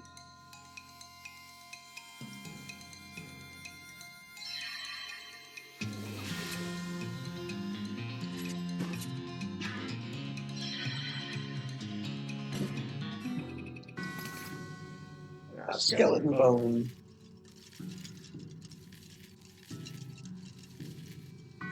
Here lies Dave J. Pow, pow, pow, pow. Dig up the grave. Dig up the grave and pry open the coffin. Instead of a corpse, it contains a garbage bag. Strange. Reach inside. Reach into the garbage bag and just surprised to find that it's full of pudding. No, it's not just pudding. It's pudding and motor oil. Who would do this? You finally manage to reach all the way to the bottom of the bag and retrieve the sodden lump from the bottom. You unglob the wad and dry it off, then wash your arm in the nearby dish. This better be worth it. You got an Dave's secret sauce recipe. I'm sure it's not Dave's recipe, though.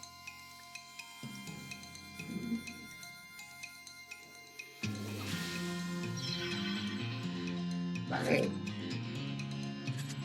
Bang. Bang. Bang.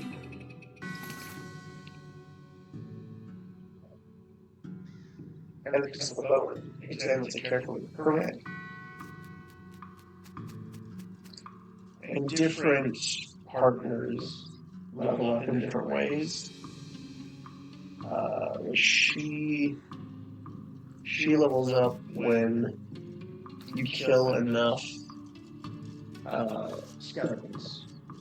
And the goblin levels up when you get just grow mulch, and I forget what makes Crazy Dave level up. Ooh, free lunch. Peanut of blood sausages and a thermos of spiked coffee, and they said there was no such thing as a free lunch. He realized Dave G. He was looking to the sky to save him, but even the sky can't save a fella from 40 angry bears.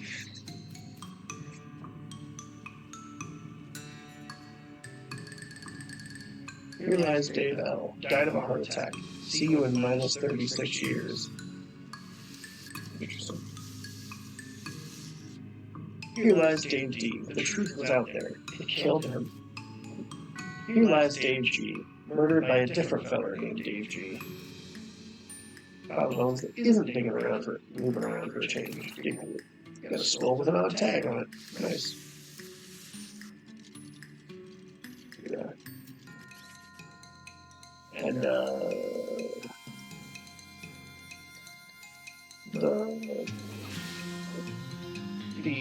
chick with the rifle, she levels up when you kill enough cows.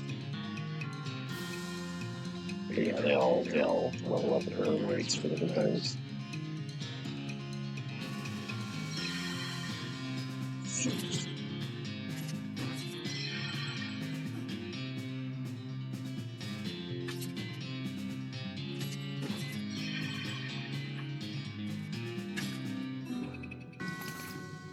Skeleton bone. Picks up a bone and examines it carefully.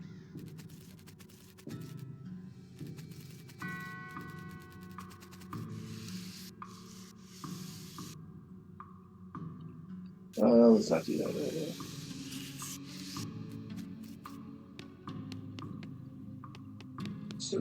now. Investigate. Got a gore-splattered scroll, some human ashes, and a road receipt.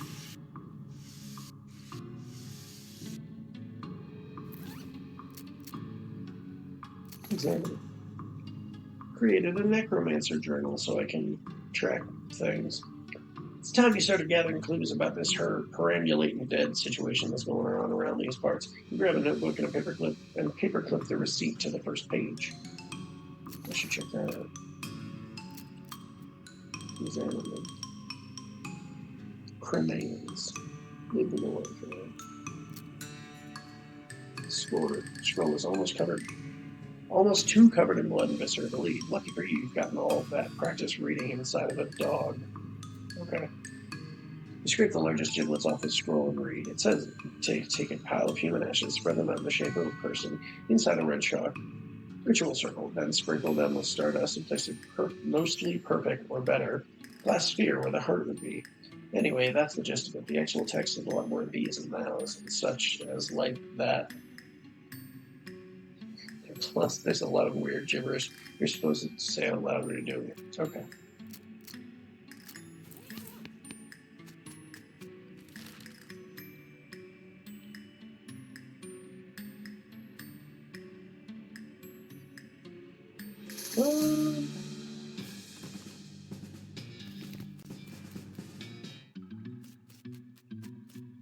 Alright.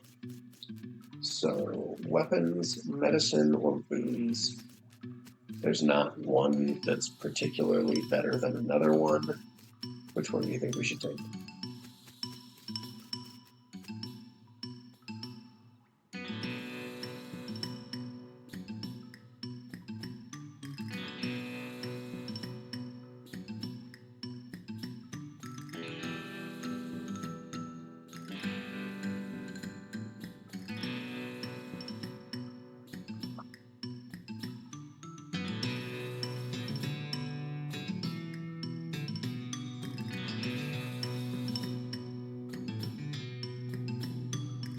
It will become, just pick one. It will become apparent why we can't get all three of them once I pick the first one.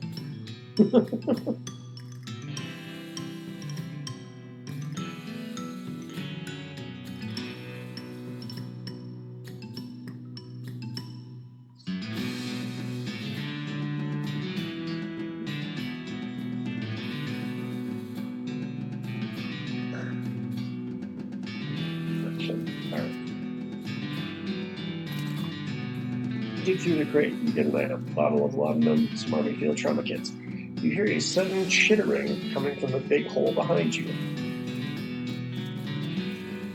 You must have a death wish standing this close to that thing. As you might have noticed when we came in, it says "Danger, Spider" in massive letters.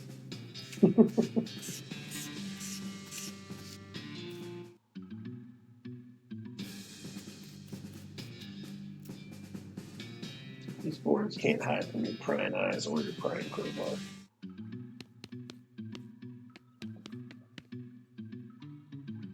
This door has like 15 deadbolts on it, and then tacked to it says, "Please don't open this door unless you want to get eaten by a giant spider.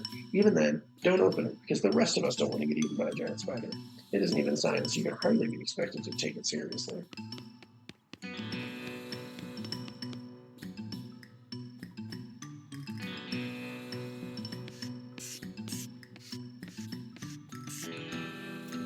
The door. And then we're going to leave.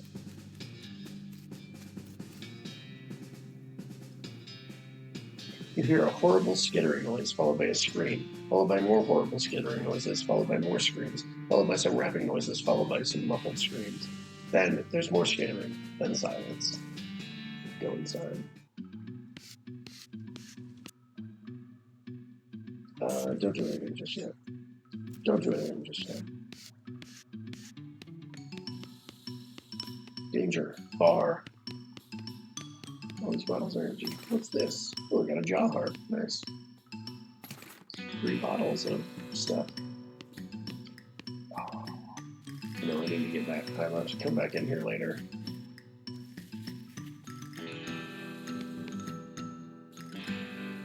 This poor chef is chained to the wall. His eyes widen as you approach.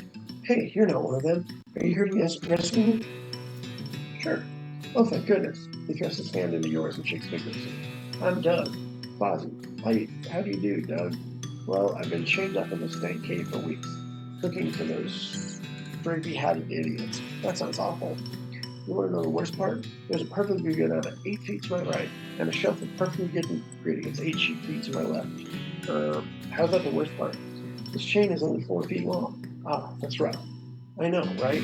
There I was, fresh out of culinary school, with a million meat idea in my mind, and now here I am, 4 feet shy of my dreams, cooking the same pot of soup over and over again. What million meat idea?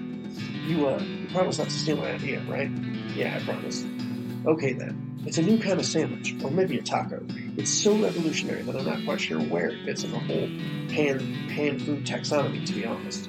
Anyway, in the middle of it, there's a sausage, but it's sausage made from the cheapest possible parts of the pig, ground up so finely that you can't identify them anymore. Okay, and it's served in a long split roll. It soaks up the grease so you can't tell how fatty the sausage is. And the best part, the name.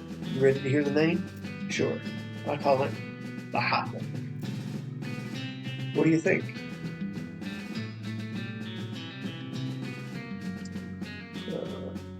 It sounds great.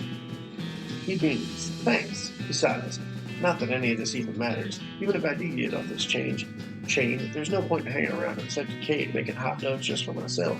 I don't even like the taste of them. You could set up shop in Dirtwater. Brilliant. You're a genius, Fozzie. Hot dogs for sale all day, every day. I'll make a mint. Say, there's an idea. What if I added mint to the sausage mixture? You help him break his change. He leaves the cave, hauling the oven, and a shelf full of ingredients, muttering to himself about new sausage recipes. That's that then.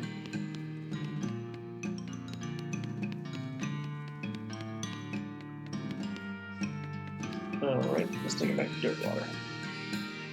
We stack the cocoons in the back of the horse, except for one, which Alice carries in her medical bag. He was smaller than he looked, and head back to the Dirtwater jail.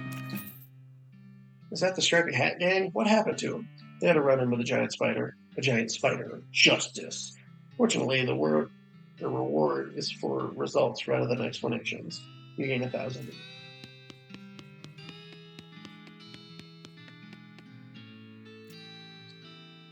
Poster reads, Wanted, the Potemkin Gang, for unlicensed civil engineering and flaunting of construction regulations. Last seen in an unregistered settlement north of Dirtwater. Poster shows the location of the suspicious city the gang is hiding out in. Want to go check it out? Sure. Potemkin Gang is a fun one.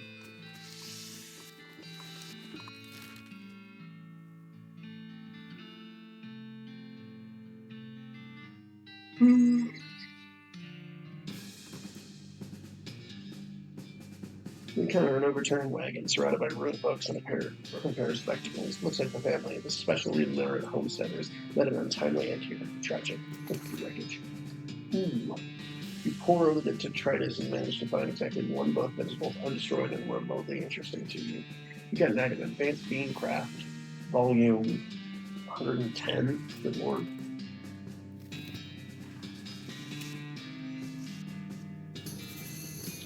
What do you say, Alice? We're getting near Fort Alden.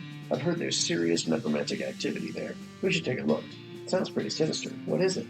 Well, pretty much just what it sounds like. It's an old army fort where all the soldiers died. Except rumor is they're still walking around in there. Did they name it Fort Alden before they all died? No, originally it was called Fort Just Fine.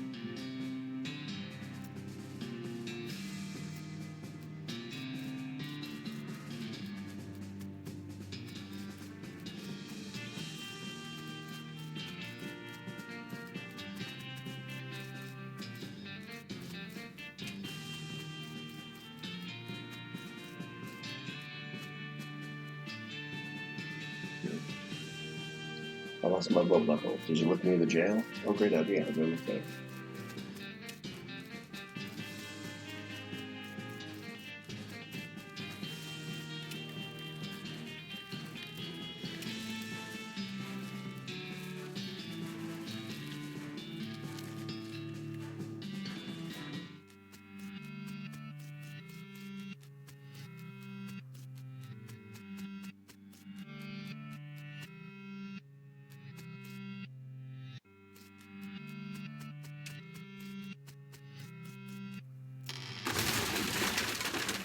Crash! The fake building falls over on the real bandits. There's a lethal and a non-lethal option for each of these things, and since I'm doing a good guy playthrough, I'm going to do the non-lethal options. Taking a drill.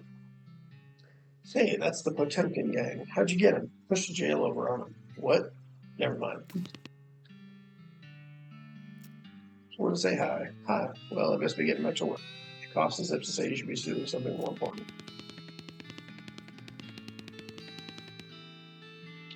Another wanted poster. Lots of criminals around these parts.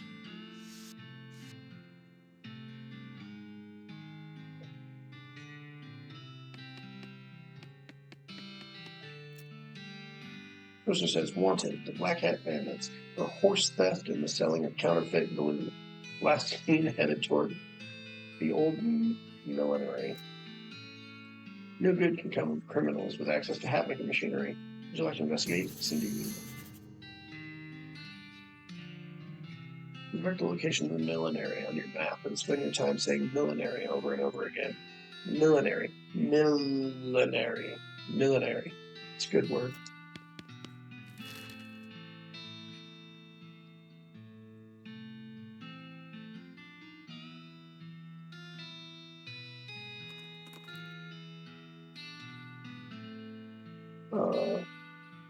Greenish as a cloud of rising smoke wafts towards you, moaning and whispering. Given the smell, you guess it was someone that ate way too much Limburger cheese. They burped so hard they blasted out their soul. Boot. I'm gonna fucking die. Oh, he's.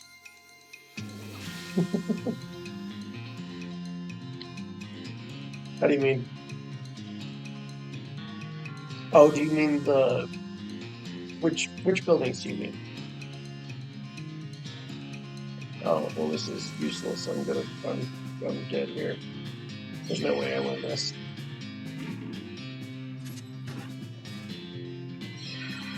Yep. In effect, angry. Blah. Doc Alice somehow gets you back on Luna so you can continue to do your destination.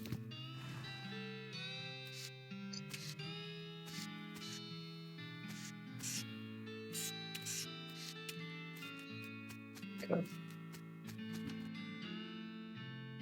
You walk into the millinery and find 5 bandits lounging around with big piles of half-made hats. It's the law! Skedaddle! Bandits scatter like cop. Oh, the new... Okay. I get what you mean. All right. The bandits scatter like cockroaches, each shoving themselves behind a different door. Guess you'll have to run your own and get it to them.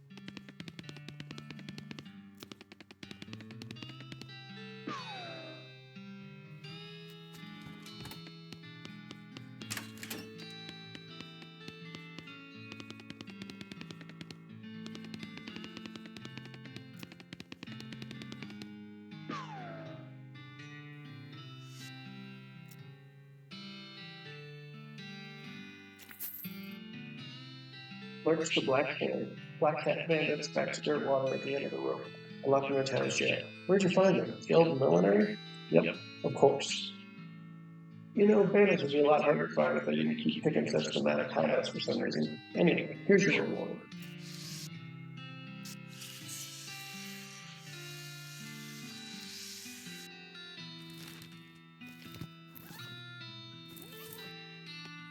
Oh, that's right. Right.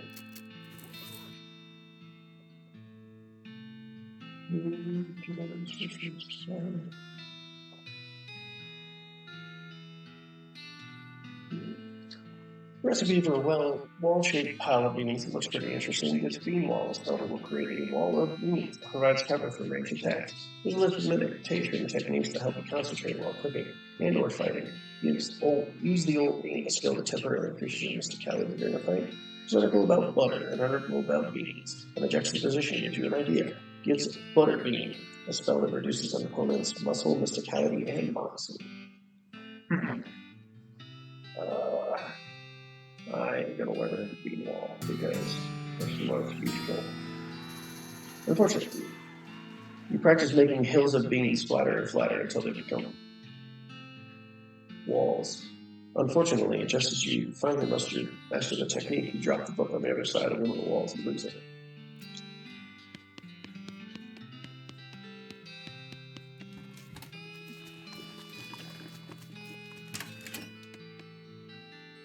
Howdy, Doug. Well, if it isn't my savior, good old Fozzie, how do you sell? The sign outside. Yeah, I had to change the name. I tried to file a trademark, and it turns out there's already something called a hot dog. What is it? Trust me, you don't want to know. I didn't know. Anyway, a single letter removed, and I'm in business. He gestures at the menu on the wall behind him. Buy something. Maybe. I won't, but I will look at them. And then walk away. Oh, wait, I didn't look at the thing. Moser says, wanted, the Gherkin brothers for kidnapping, branding kidnapping victims, and attempted sale of human flesh for consumption. Last seen headed for the old abandoned pickle factory. Interesting. Can't let these dastardly criminals escape justice. It wouldn't be kosher. Would you like to go investigate? Yes. You might be able to pickle factory on a map, hopefully chasing you down and get you into a real, you know.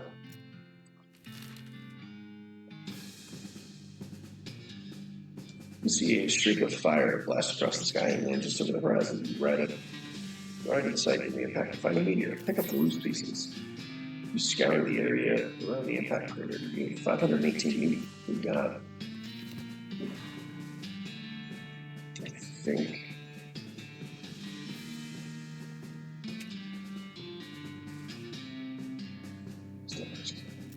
your options. Give the dog a bone. With a knick-knack paddywhack to achieve your aim, the dog begins contentedly gnawing at the human being. I'm pretty sure I need oil for this. Finish on a skater really rusty if you open it. The bandits inside are definitely going to hear it. Let me fix this.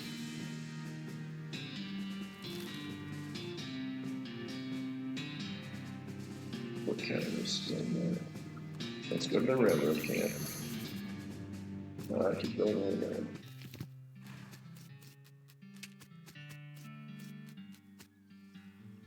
What? This guy should never have been put in charge of the switch. I don't care. Pen in his face. Go away. He's too busy playing with the watch to get any work done. Ask him where he got it. Say, that's a nice watch. Where'd you get it? I bought it from this gal that runs a store down south of here. Name of Button Willow, something. Where's the store exactly? Oh, you can't miss it. It was right between a cactus and a different cactus. It puts it to a spot on your map. Thanks. Don't mention it. Don't mention it. She's not getting much track lately, but she's an expert listener. Hi, are you in charge? I was wondering if there's anything I can do to help. You want to know something? I love trains. Oh? Ever since I was a little boy, huge, magnificent, roaring iron beasts. They were magical to me, like dragons. When the opportunity arose to take on management of this rail line, I jumped on it like a shot. And you know what I learned? It's that organizing and building and running one of these operations is the most amazing pain in the ass you will ever imagine. You want to help Congratulations, you're the new foreman. I'm going home to play with my models. Swell.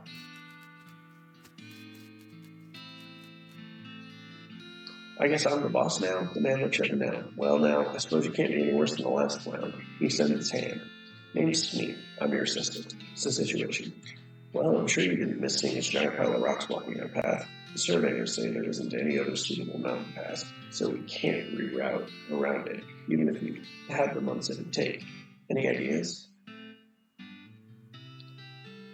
Well, by my calculations, we could dynamite it clear without too much trouble. Problem is, it'll take a lot of dynamite.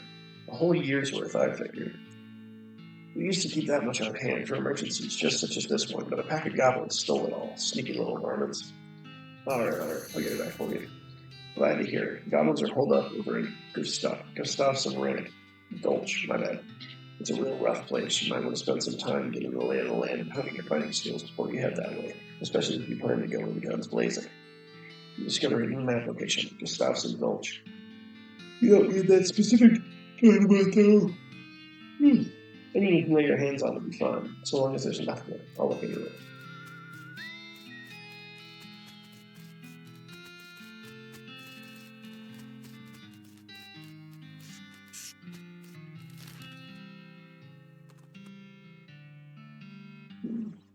Investigating the smoke of the nearby campfire, you find a bandit snoozing cozily beneath a large and colorful quilt. It seems like a strange choice for camping gear, right? And then he wakes up and jumps to his feet, revealing the large and colorful quilt is actually a large and colorfully quilted pair of pants. In stark contrast with his whimsical pants, he's undeniably hostile. Hi there, sorry to bother you. I was just looking at the elaborately quilted design of your pants. It's quite a find you've got there. What do you mean? Well, you see, I'm a student of archaeology, and some of these patterns are very similar to an ancient script I'm familiar with. I believe what you have here may be the key to a lost civilization. Would you mind turning around so I can see the back? Nonplussed, he turns around.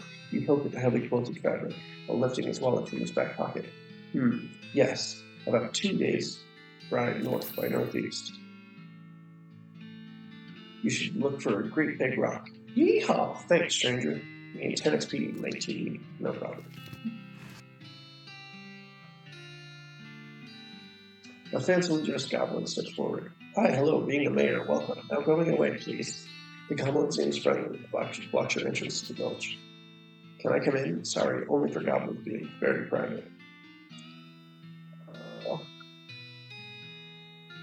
Sure. This is not very nice. Don't you want to be fostering better of human-goblin relations? I could be new human ambassador, and you go to human town being their goblin ambassador. Guessing you might be right, but that might be a good idea. Diplomatics, yes. Okay. The mayor shakes your hand and starts walking toward Grandfather. Good.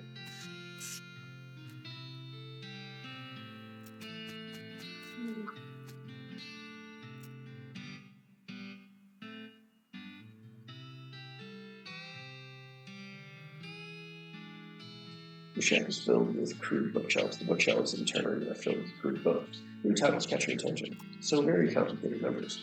All you can tell about these books is that it concerns extremely high-level mathematics. You don't have the vocabulary to understand any of it. You probably still wouldn't if it was written in English. Your brother would probably love it.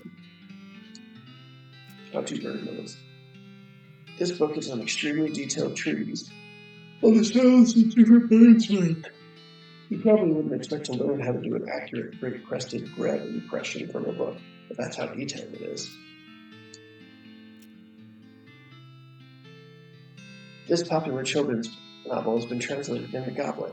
Jabberwocky still reads pretty much the same. Oh, it's rarely being and tomes of sliding, did in a way gyring and also gimbling.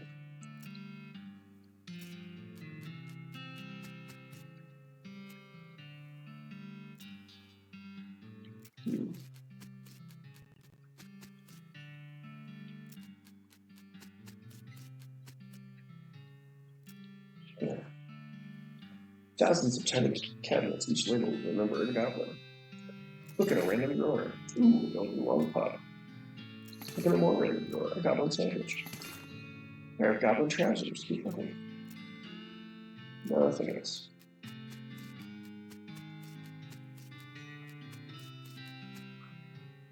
Here at Harry's store, says the goblin. door to keep going. Neighbor's house is behind it. Check it out. This is bed. It's made of cactus logs with a blanket made of woven together cactus needles. I can't be comfortable. Got the desk. Desk is strewn with folders. You notice one that says important secrets on it. Maybe important secrets. We learned a variety of secrets, though the only one that's actually pertinent to your circumstances is a spare key to the treasure cave in drawer 69105 in the storage hut. Nice.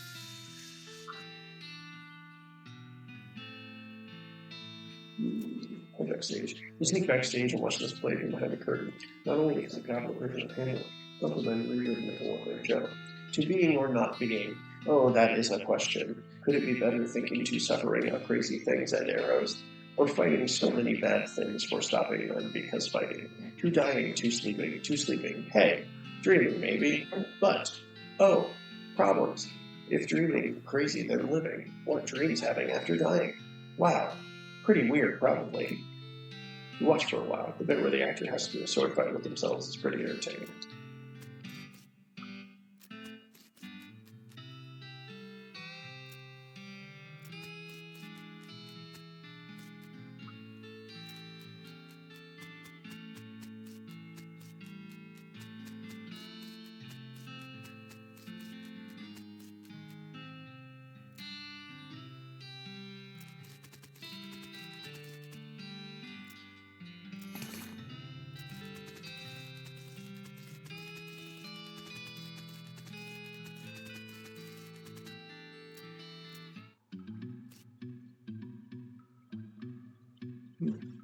Goblin is paying more attention to their book, Goblins, than to you, but you're pretty sure they aren't going to just be waltzing, let you be waltzing on by, spoil the meaning.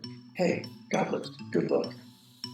What thinking about how Horatio is only surviving one at the end, everyone else dying, hoisting, sorting, how, lamb. Ah, no, wow, spoilers. The guard runs out of the cave with their hands under their ears. The Goblin Guard is whittling a little wooden bird hall, but they're not too busy to beat you up if you try to get past them. You duck behind a stalagmite and do your great crested grab impression. Oh, gasp! A great crested grab! Wow! The guard pulls out a pair of binoculars out of his uniform and runs out of the cave. Unlike the other two guards, this one is very attentive and seems very suspicious of you. And unlike the other two guards, they have a name tag that says Genie. Even be here.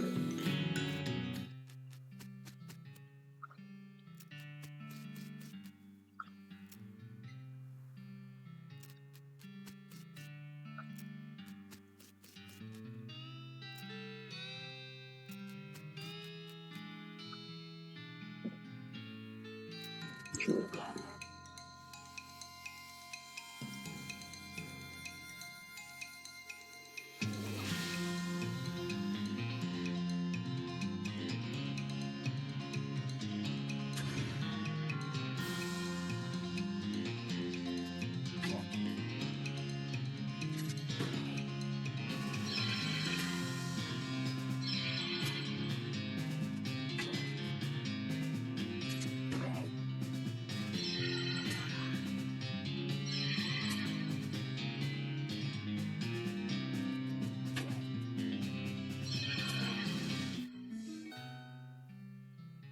You're so angry about losing that fight, you pass out. Oh no, you look up in the next morning in your bed. Doc Alice must have carried you back here if you got knocked out. You're a little sore, but otherwise not worse for wear. You're pretty hungry though, and sober.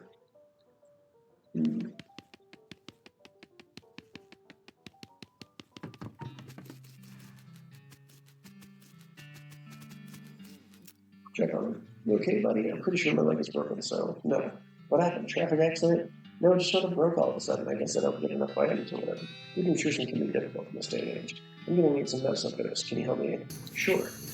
Thank you. There's a mission up north. The nuns there run a little hospital and sell medical supplies. We use some broken leg pills.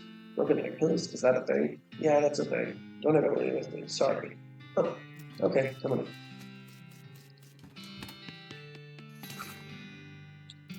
Got a package from Rufus. Yes. Yay, advanced green craft. 105. Let's read it. Alright. There's a recipe that's been scratched out in place with a bunch of paranoid, insane scrawlings. Gets wary, a skill that increases your maximum AP. Alright, would you like old? Alright. You're gonna get a choice this time. Do you want old bean, wary, or gutter bean, or butter bean?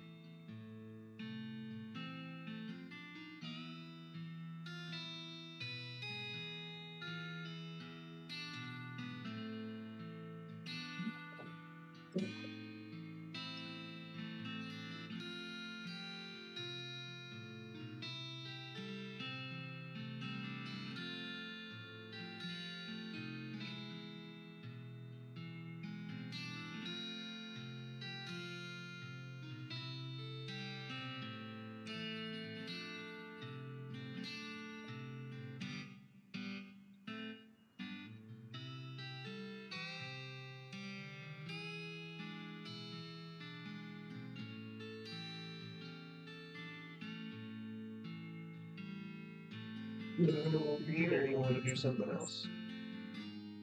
No.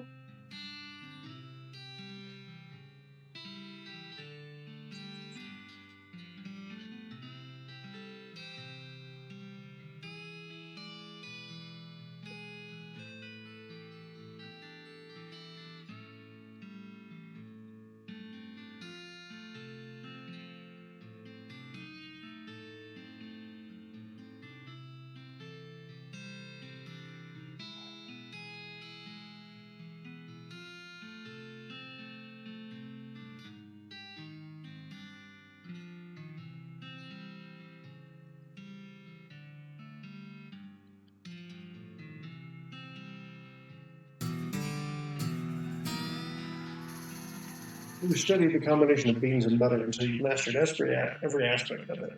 Unfortunately, a lot of butter got spattered onto the book while you were practicing, and now it's totally illegible.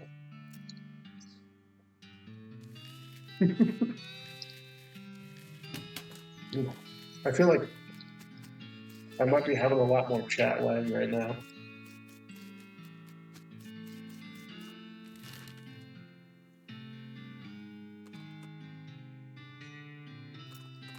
No time for dancing.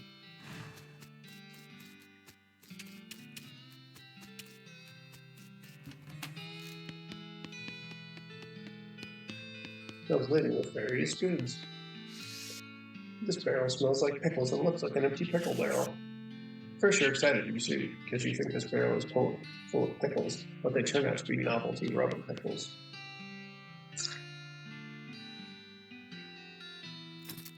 Take a look. What do you need? Ooh, I definitely want that. You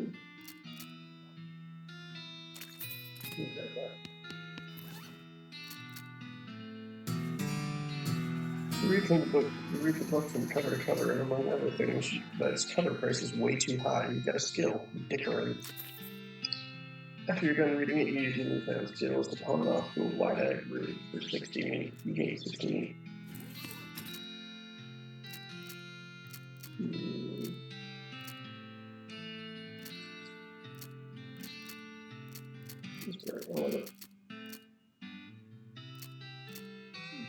I want that needle. Yes, thank you.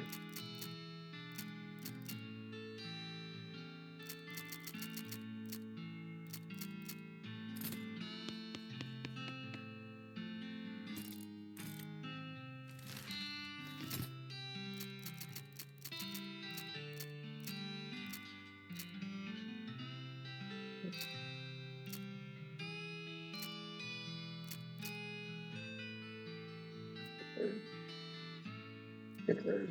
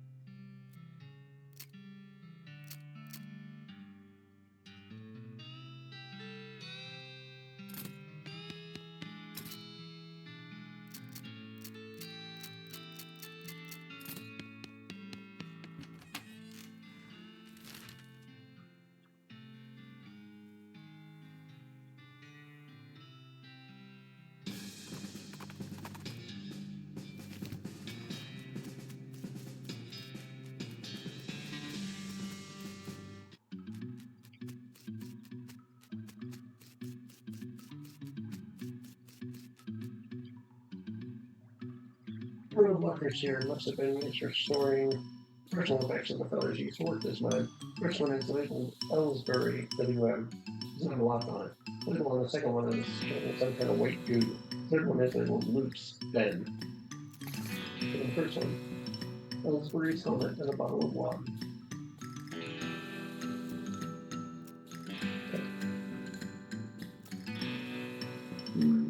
Another reveal a skeleton covered in the same white goo that was on the outside of the locker. Ah, you get it. This guy must have died after his coworker played a prank on him, so they stuffed him in the locker and they filled it with shaving cream.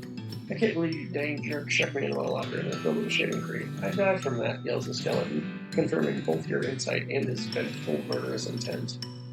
Let's do it.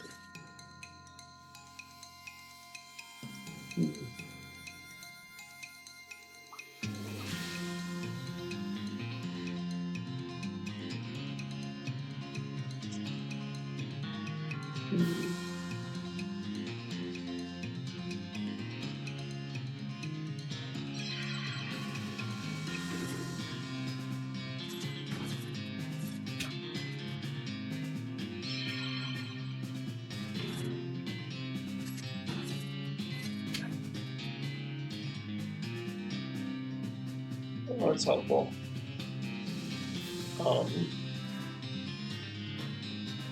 I didn't realize my stuff would be totally useless. That's good to know.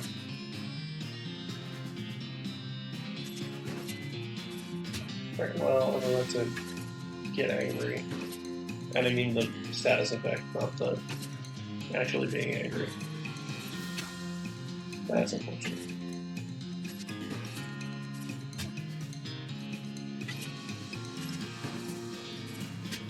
Oh shoot, I could have healed myself. I didn't even think of that. 25 nuggets.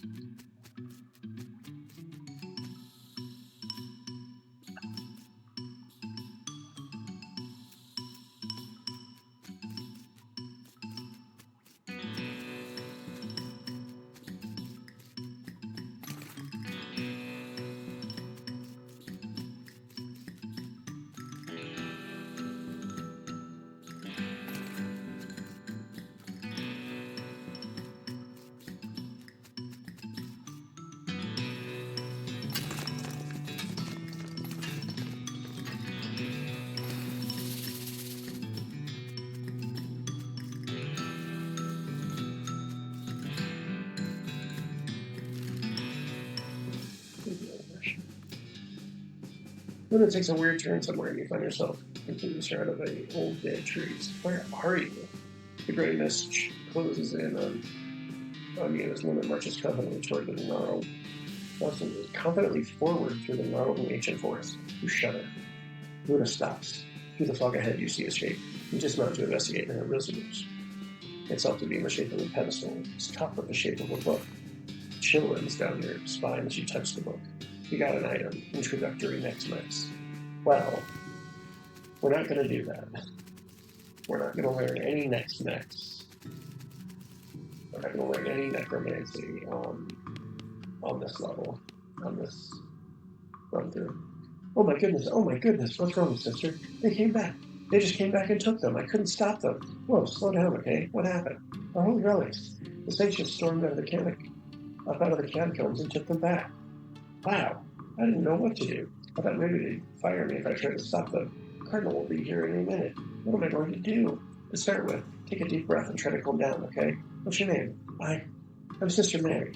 My name's Fozzie. Now what's this about saints?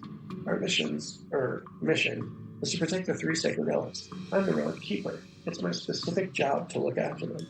Wait, what? Do they call you Memento? She shows you the ruler she keeps tucked in her sleeve. No, they do not. Okay, sorry. So what happened? The saints. Oh, it's too horrible. They came to life somehow. They came up out of the catacombs, all skeletal and ghastly looking. I mean, it's probably blasphemy to say that, but I nearly fainted. And they took back their relics? Yes. And if they aren't recovered before the Cardinal gets here, I'll be in so much trouble. Uh-oh. How much time is there? Well, actually, he's months overdue, so it's probably not all that urgent, but still. All right, I'll get them back for you. Oh, thank you. Thank you so much. Oh, wait a second. Are you going to have to fight them to get the relics back? Because that's probably blasphemous too. Probably.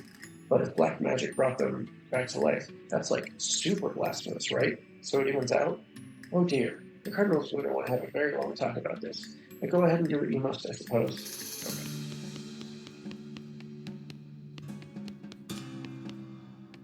Good luck now.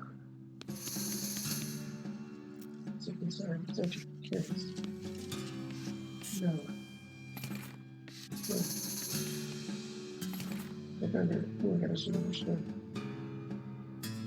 The skull was resting on top of a commemorative spoon. Your treasure hunting senses are finely honed, though not very discriminating.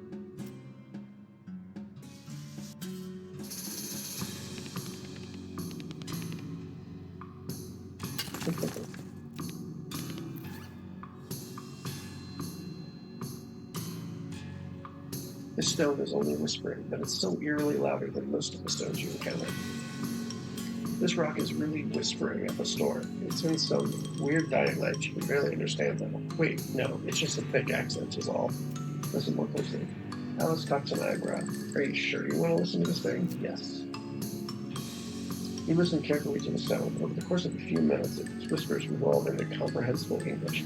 The stuff the stone was whispering about turns out to be pretty boring. It's mostly just trivia about the geology of Tennessee.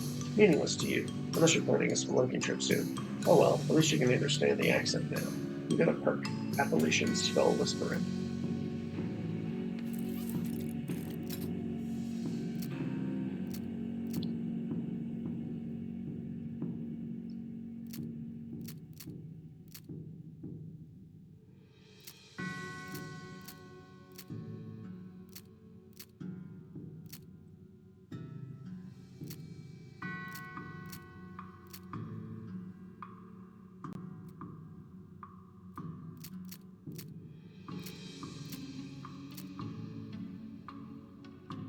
You're fluent in a very specific dialect of the whispers of the dead. The skull whispers some dark mountain secrets to you, which we can't print here because your computer would catch fire.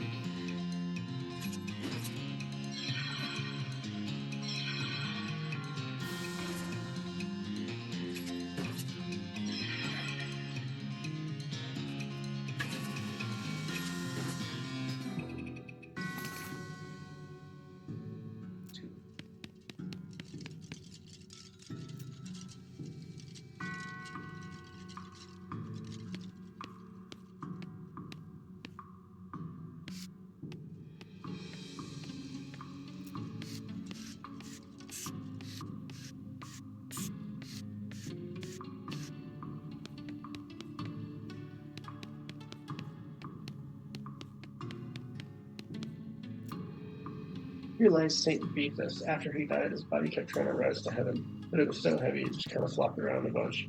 They had to ensure a big stone sarcophagus to put a stop to it.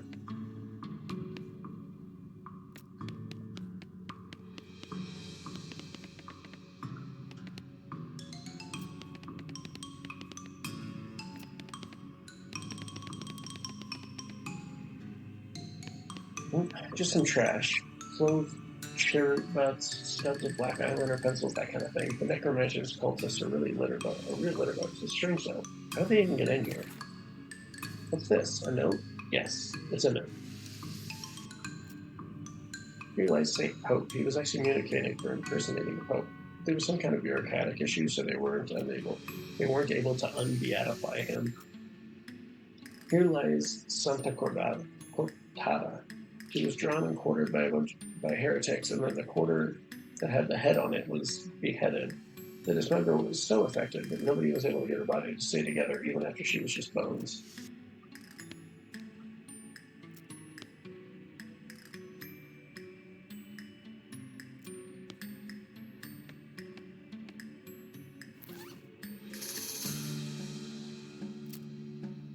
You say where you know, but you can't make heads or tails of it. You stick it in your necromancer journal for now.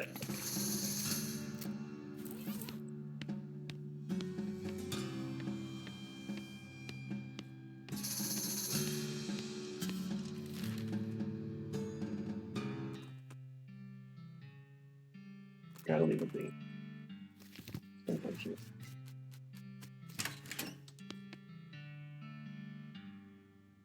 Gosh, a real life nun.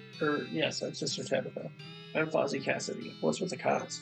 Well, what with the cow attacks and so on, I felt my faith would be better served by running this place as a clinic, rather than just a church. I also sell medical supplies if you'd like your healing to go. Any errands run? Funny you should ask. I've been experimenting with the healing properties of purple grass. It grows near here, but I've run out. Do you mind picking some for me? It grows near a cave that makes an unusual humming sound. No problem, I'll be back. Buy some medical supplies. Nothing like those. Lovely.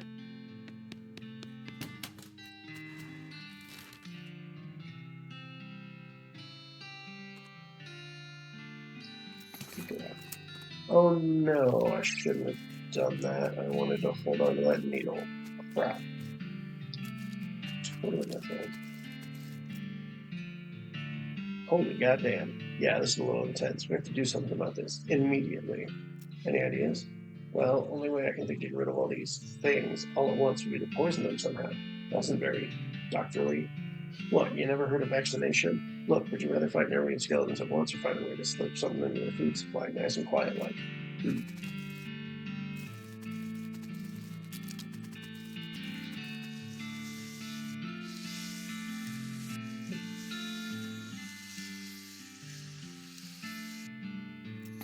It's a fun scroll.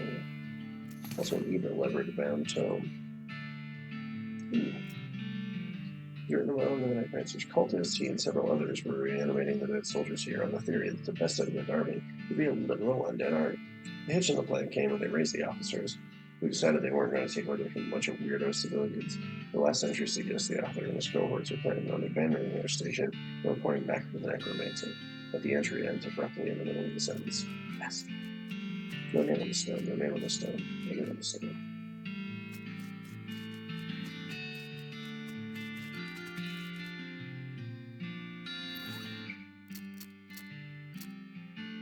The scroll is in bad shape and you can't really make out anything new, but you're convinced this must be another clue to the whereabouts of the Necromancer. You stick it in your journal. Now that's some stench resistance.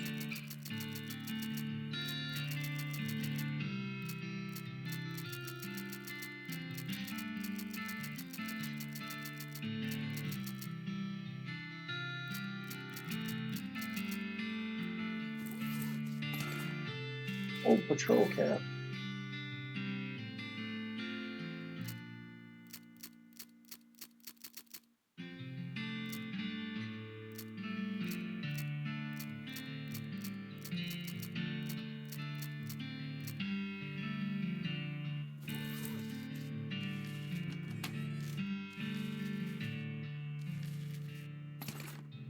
Readings. Okay.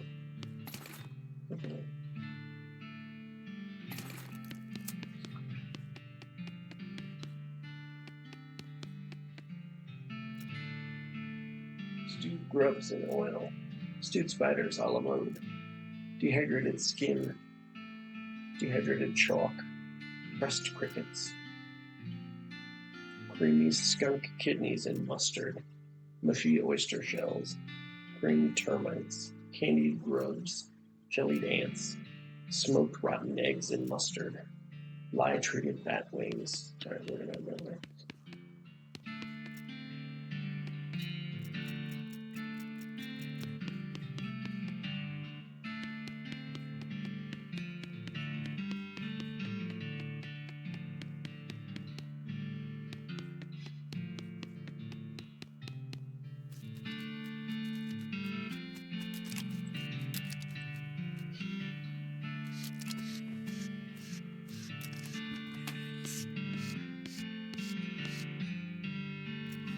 Squash it. Squash it. Push it. Skeleton spore. Push it.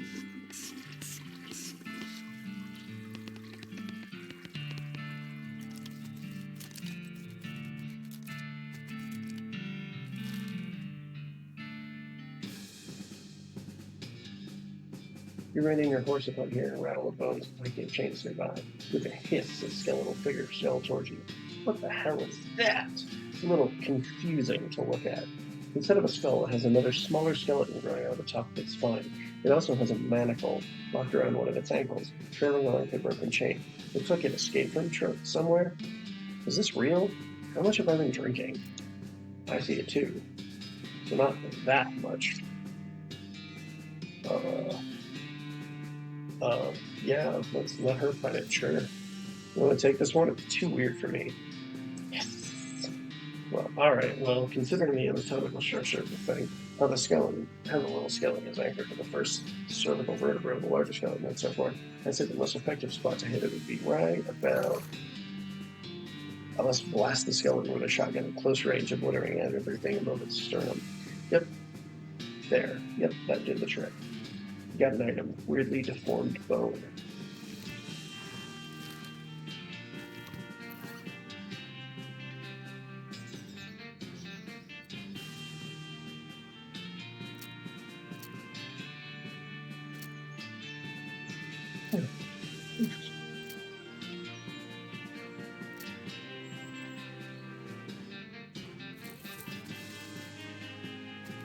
Oh, these rocks are weirdly aligned.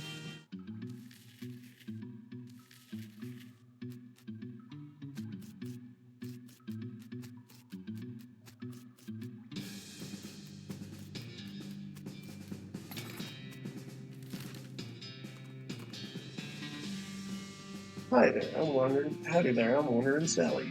Howdy, Sally, I'm Fozzie. What's your line? Trading. I wander all around these lands, just like it says on the label, and I buy a little here and sell a little there to make my way. Care to see the wares? Sure thing.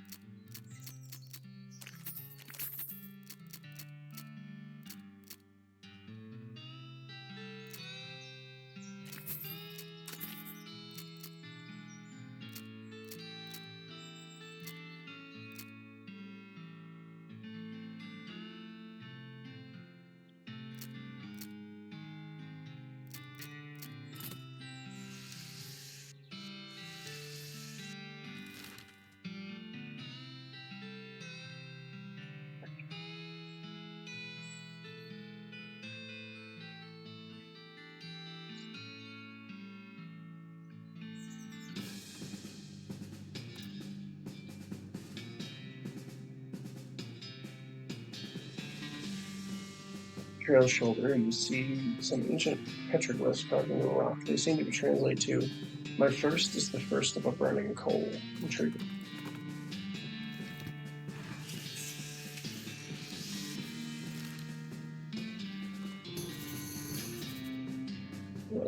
Keep going where you're going.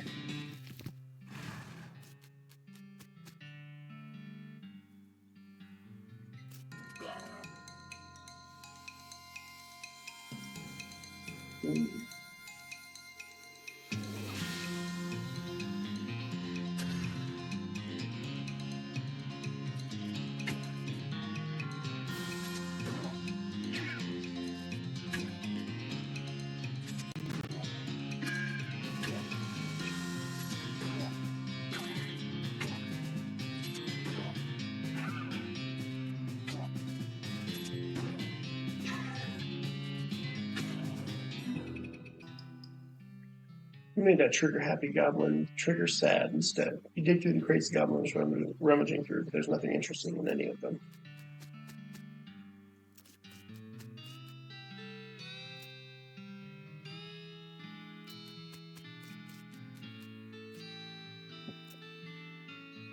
Good luck. You enter what turns out to be a delicatessen and help yourself to what turns out to be sandwiches, probably. Goblin sandwiches.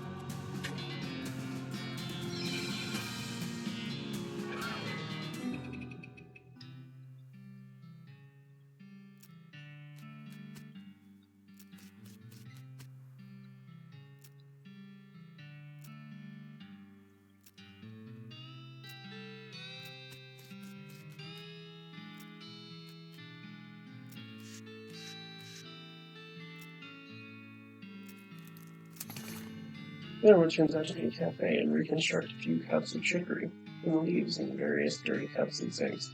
You stop to wonder why a cafe wouldn't be open at this time of day. You see a schedule posted on the wall, and sure enough, it says something important. Gene is supposed to be working this shift. There's always a shiftless lay about that Gene.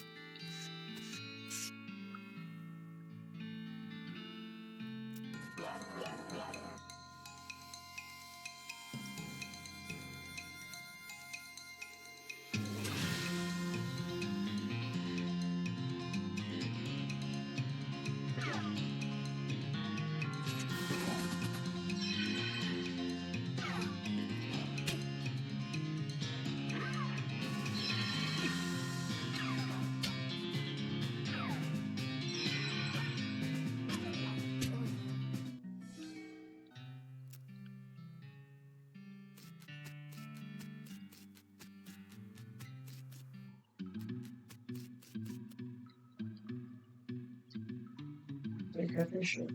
Hey, Gene, you're supposed to be working at a cafe today. You forgetting? Oh, wow. Oh, no. The goblin quickly takes off their guard uniform, puts on a cafe uniform, and races out of the cave.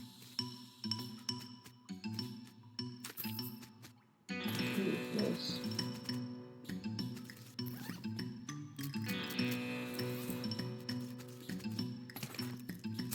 Goblin Google, a goblin tiara.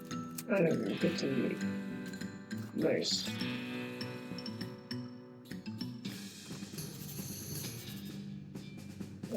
Yeah, we'll go there now.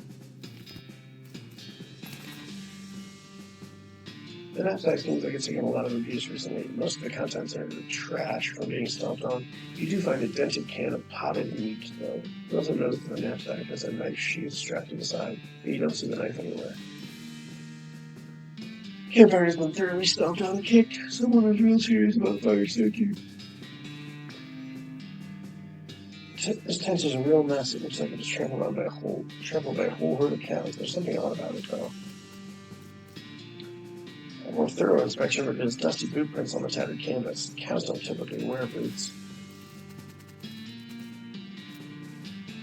For diagnosis, Doc, the cause of death, hit by a freight train. The only tracks I see are cow tracks, though. Could have been cows, I suppose. There's a leg missing, though. Cows aren't meat eaters. Well, neither are trains.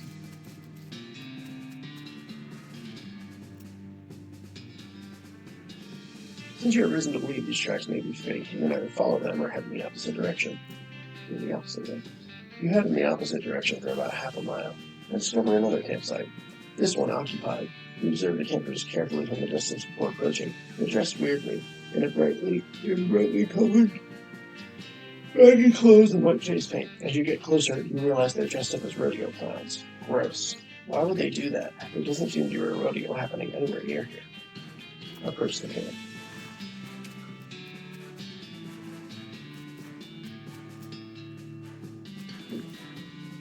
This rodeo clown is playing a harmonica. The tune he's playing basically goes doot doot doodle doot doot doo doo. He nods politely and keeps playing. This rodeo clown is eating a comically large haunch of meat. He narrows his eyes at you as if to say, fine. A simple three-man tent, which probably sleeps about 40 clowns.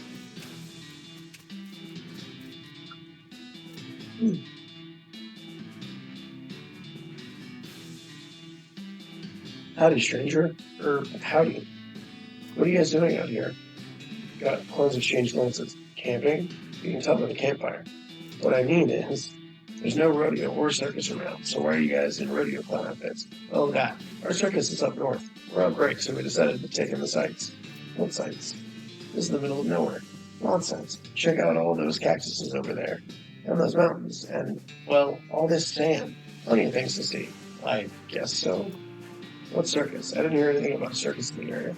Oh, you wouldn't have. It's just a little traveling show. You aren't missing anything.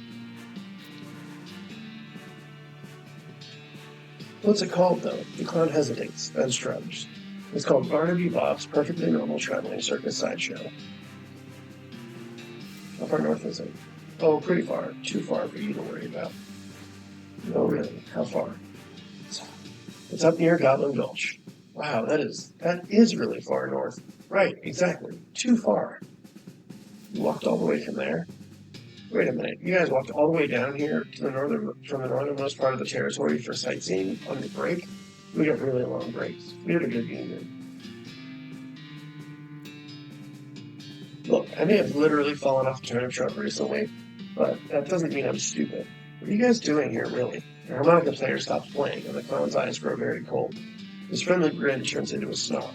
We're traveling tutors giving lessons in minding your own friggin' business. Would you like a free sample? Come on, you pissy-faced goons! I'm pretty sure I'm just gonna get my shit pushed in here. Yeah.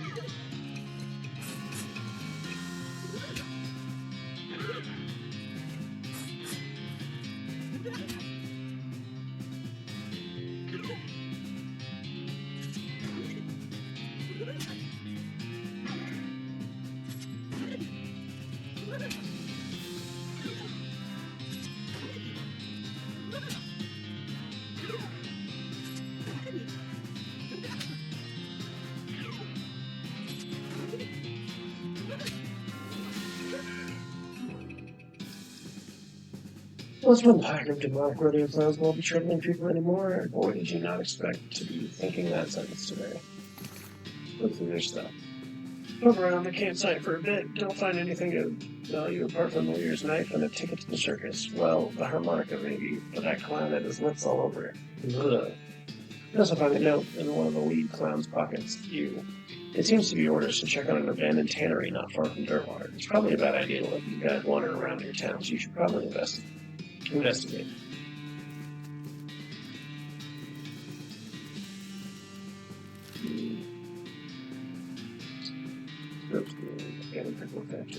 Take these bags. Fort All Dead Library. Advanced Beancraft.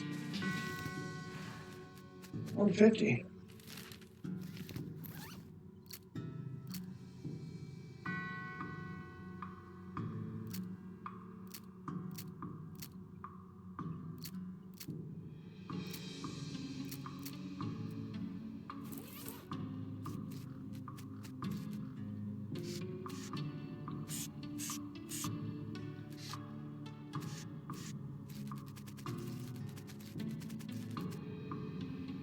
As spooky as the factory is, the woods beyond it are even spookier. You should probably take your chances here.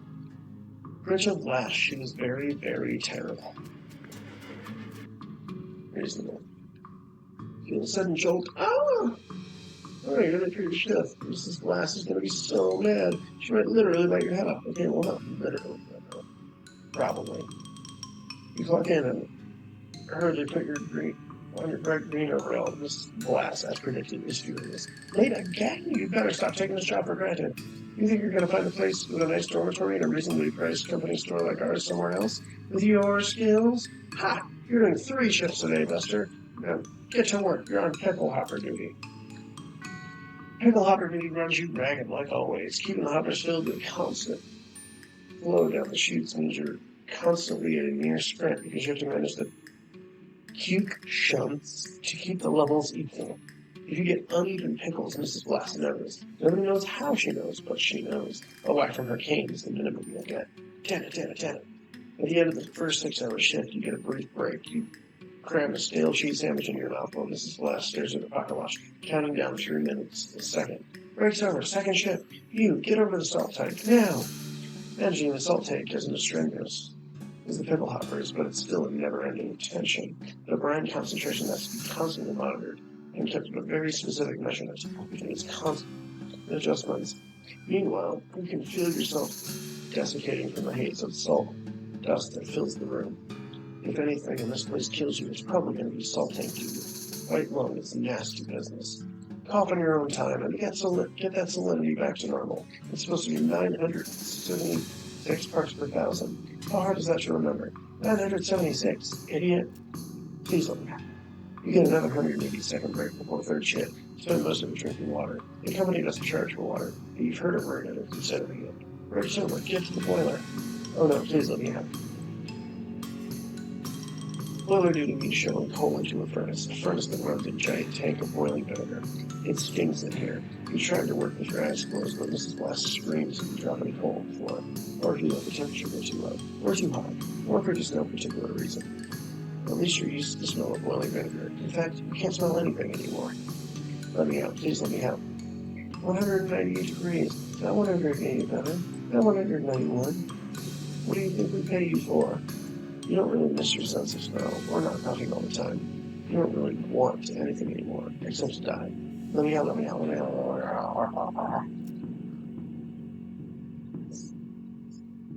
With a gasp, you finally snap out of a horrible hallucination, or possession, or whatever the hell it was. Jeez, you can still feel the sting of vinegar vapor in your eyes. Enter the pickle factory. The pickle factory.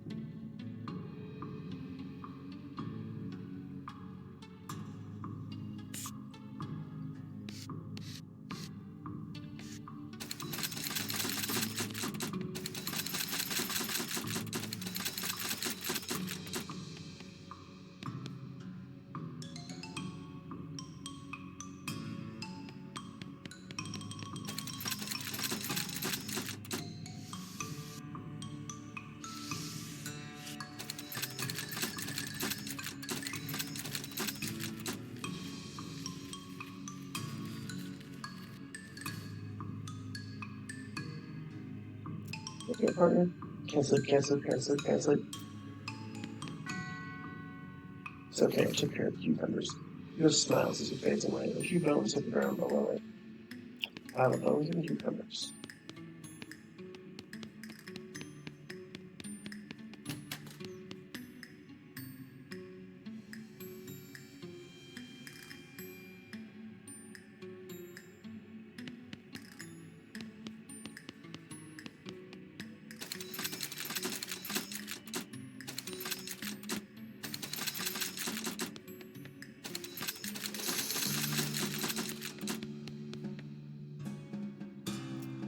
You know, right there, partner. Salt!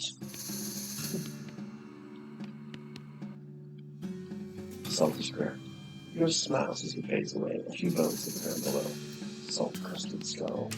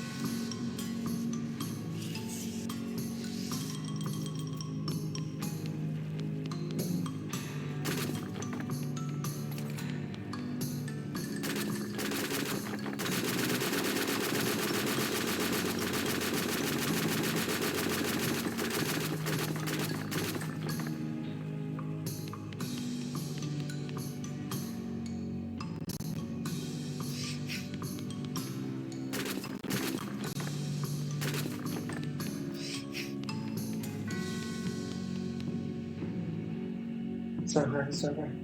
Not right there, partner. All wrong. The temperature. It's not right. It's all wrong. Not right at all. All right, then you. All wrong. Vinegar is 190 degrees. It's finally done. Thank you. He goes smiles as he fades away. A few bones hit the ground below. Vinegar soaked bones.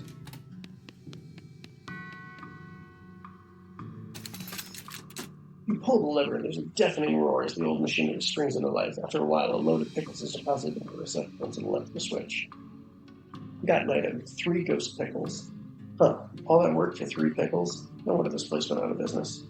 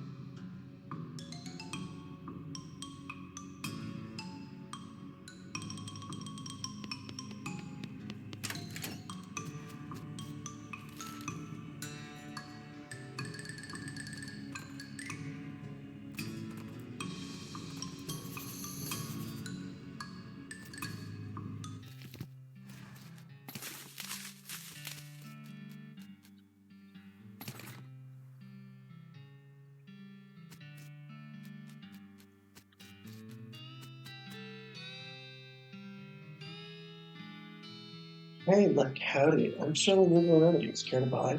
What kind of herbal remedies? The kind that are gifted to us by Gaia without any interference by human hands. So, weeds? That's a derogatory term created by man, but yeah, basically.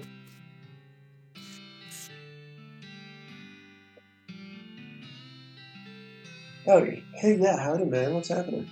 Yeah, that's what I was wondering. Oh, not much, man. We moved in this little patch of land to grow crop, but then we decided to just more natural than just let Gaia grow whatever she wants, right? I bet that's a lot easier. Right on, man. Neat. Where'd you get that hat? Oh, this a friend of mine might be. I forget which one. What do you take for it? Well, I have been thinking of trying a new style, man. Maybe like one of those hats those army guys used to wear back in the day. Like, it's kind of an ironic statement. There's an old Ford over there, over yonder that way. I'll flog you if you come up with one of those, man. I'll keep that in mind. Howdy, I'm Fozzie. I'm Luis Lafra. Why the long face, Luis? Ah, geez, because I'm basically because I'm stuck here farming. A couple of dummies who don't know how to farm a dang thing. So just let weeds grow and call it natural. I'm so sick of eating dandelions I could scream. Why don't you leave? I haven't got any meat or any other prospects or anywhere to go. I mean, dandelions are terrible, but they're better than eating dirt. This is such a mess. How'd you get in this predicament? I headed west after graduating baking school and fell in with these two because they talked a big game about natural grains. Fool that I was, I didn't realize they were really interested in just getting silly on loco weed and not doing any work. So you're looking for work? Gosh, yes, desperately. The only trade I know is baking, though. Do you know somewhere that's hiring a baker? Heck, even unpaid would be better than this if it comes with room and board. I just want to get out of here. I don't. Sorry. Shucks. Well, if you hear anything, please let me know.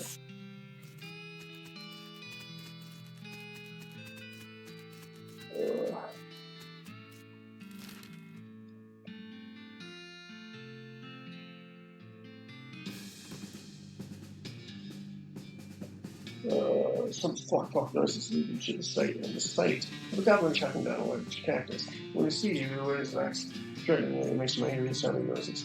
Hey, it's a human. Hey, it's a human person. Hey, human person, away it's going. It's my cactus that's mine and not yours. Hello, how are you? I will not your cactus taking. Good, yes, good, hello. Why are you chopping a cactus down? Why? What a lot of uses. To building, to burning, to eating, little toothpicks. Do you have any food? Do you any food to having? Food, yes, a guffin, I to having. What's a guffin? Goblin bread. It's great and damp and grey. Here. I was going to try and convince you. Give it to me, but I'm not sure I actually wanting it. Sorry, you two having it now. Yours. You got my guffin.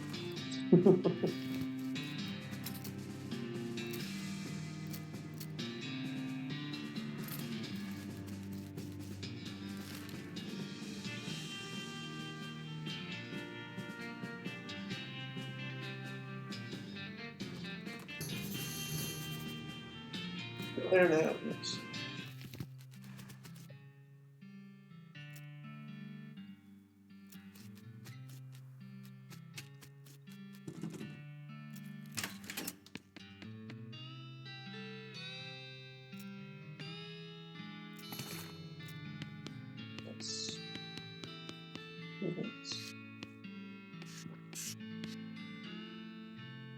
Oh well, okay. That's where we'll call it, and then I'll hit up the platoon first thing next time because I want to make sure people hear that whole thing.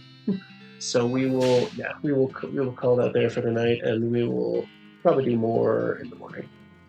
All right. Hope you all had fun, and I'll see you guys again soon.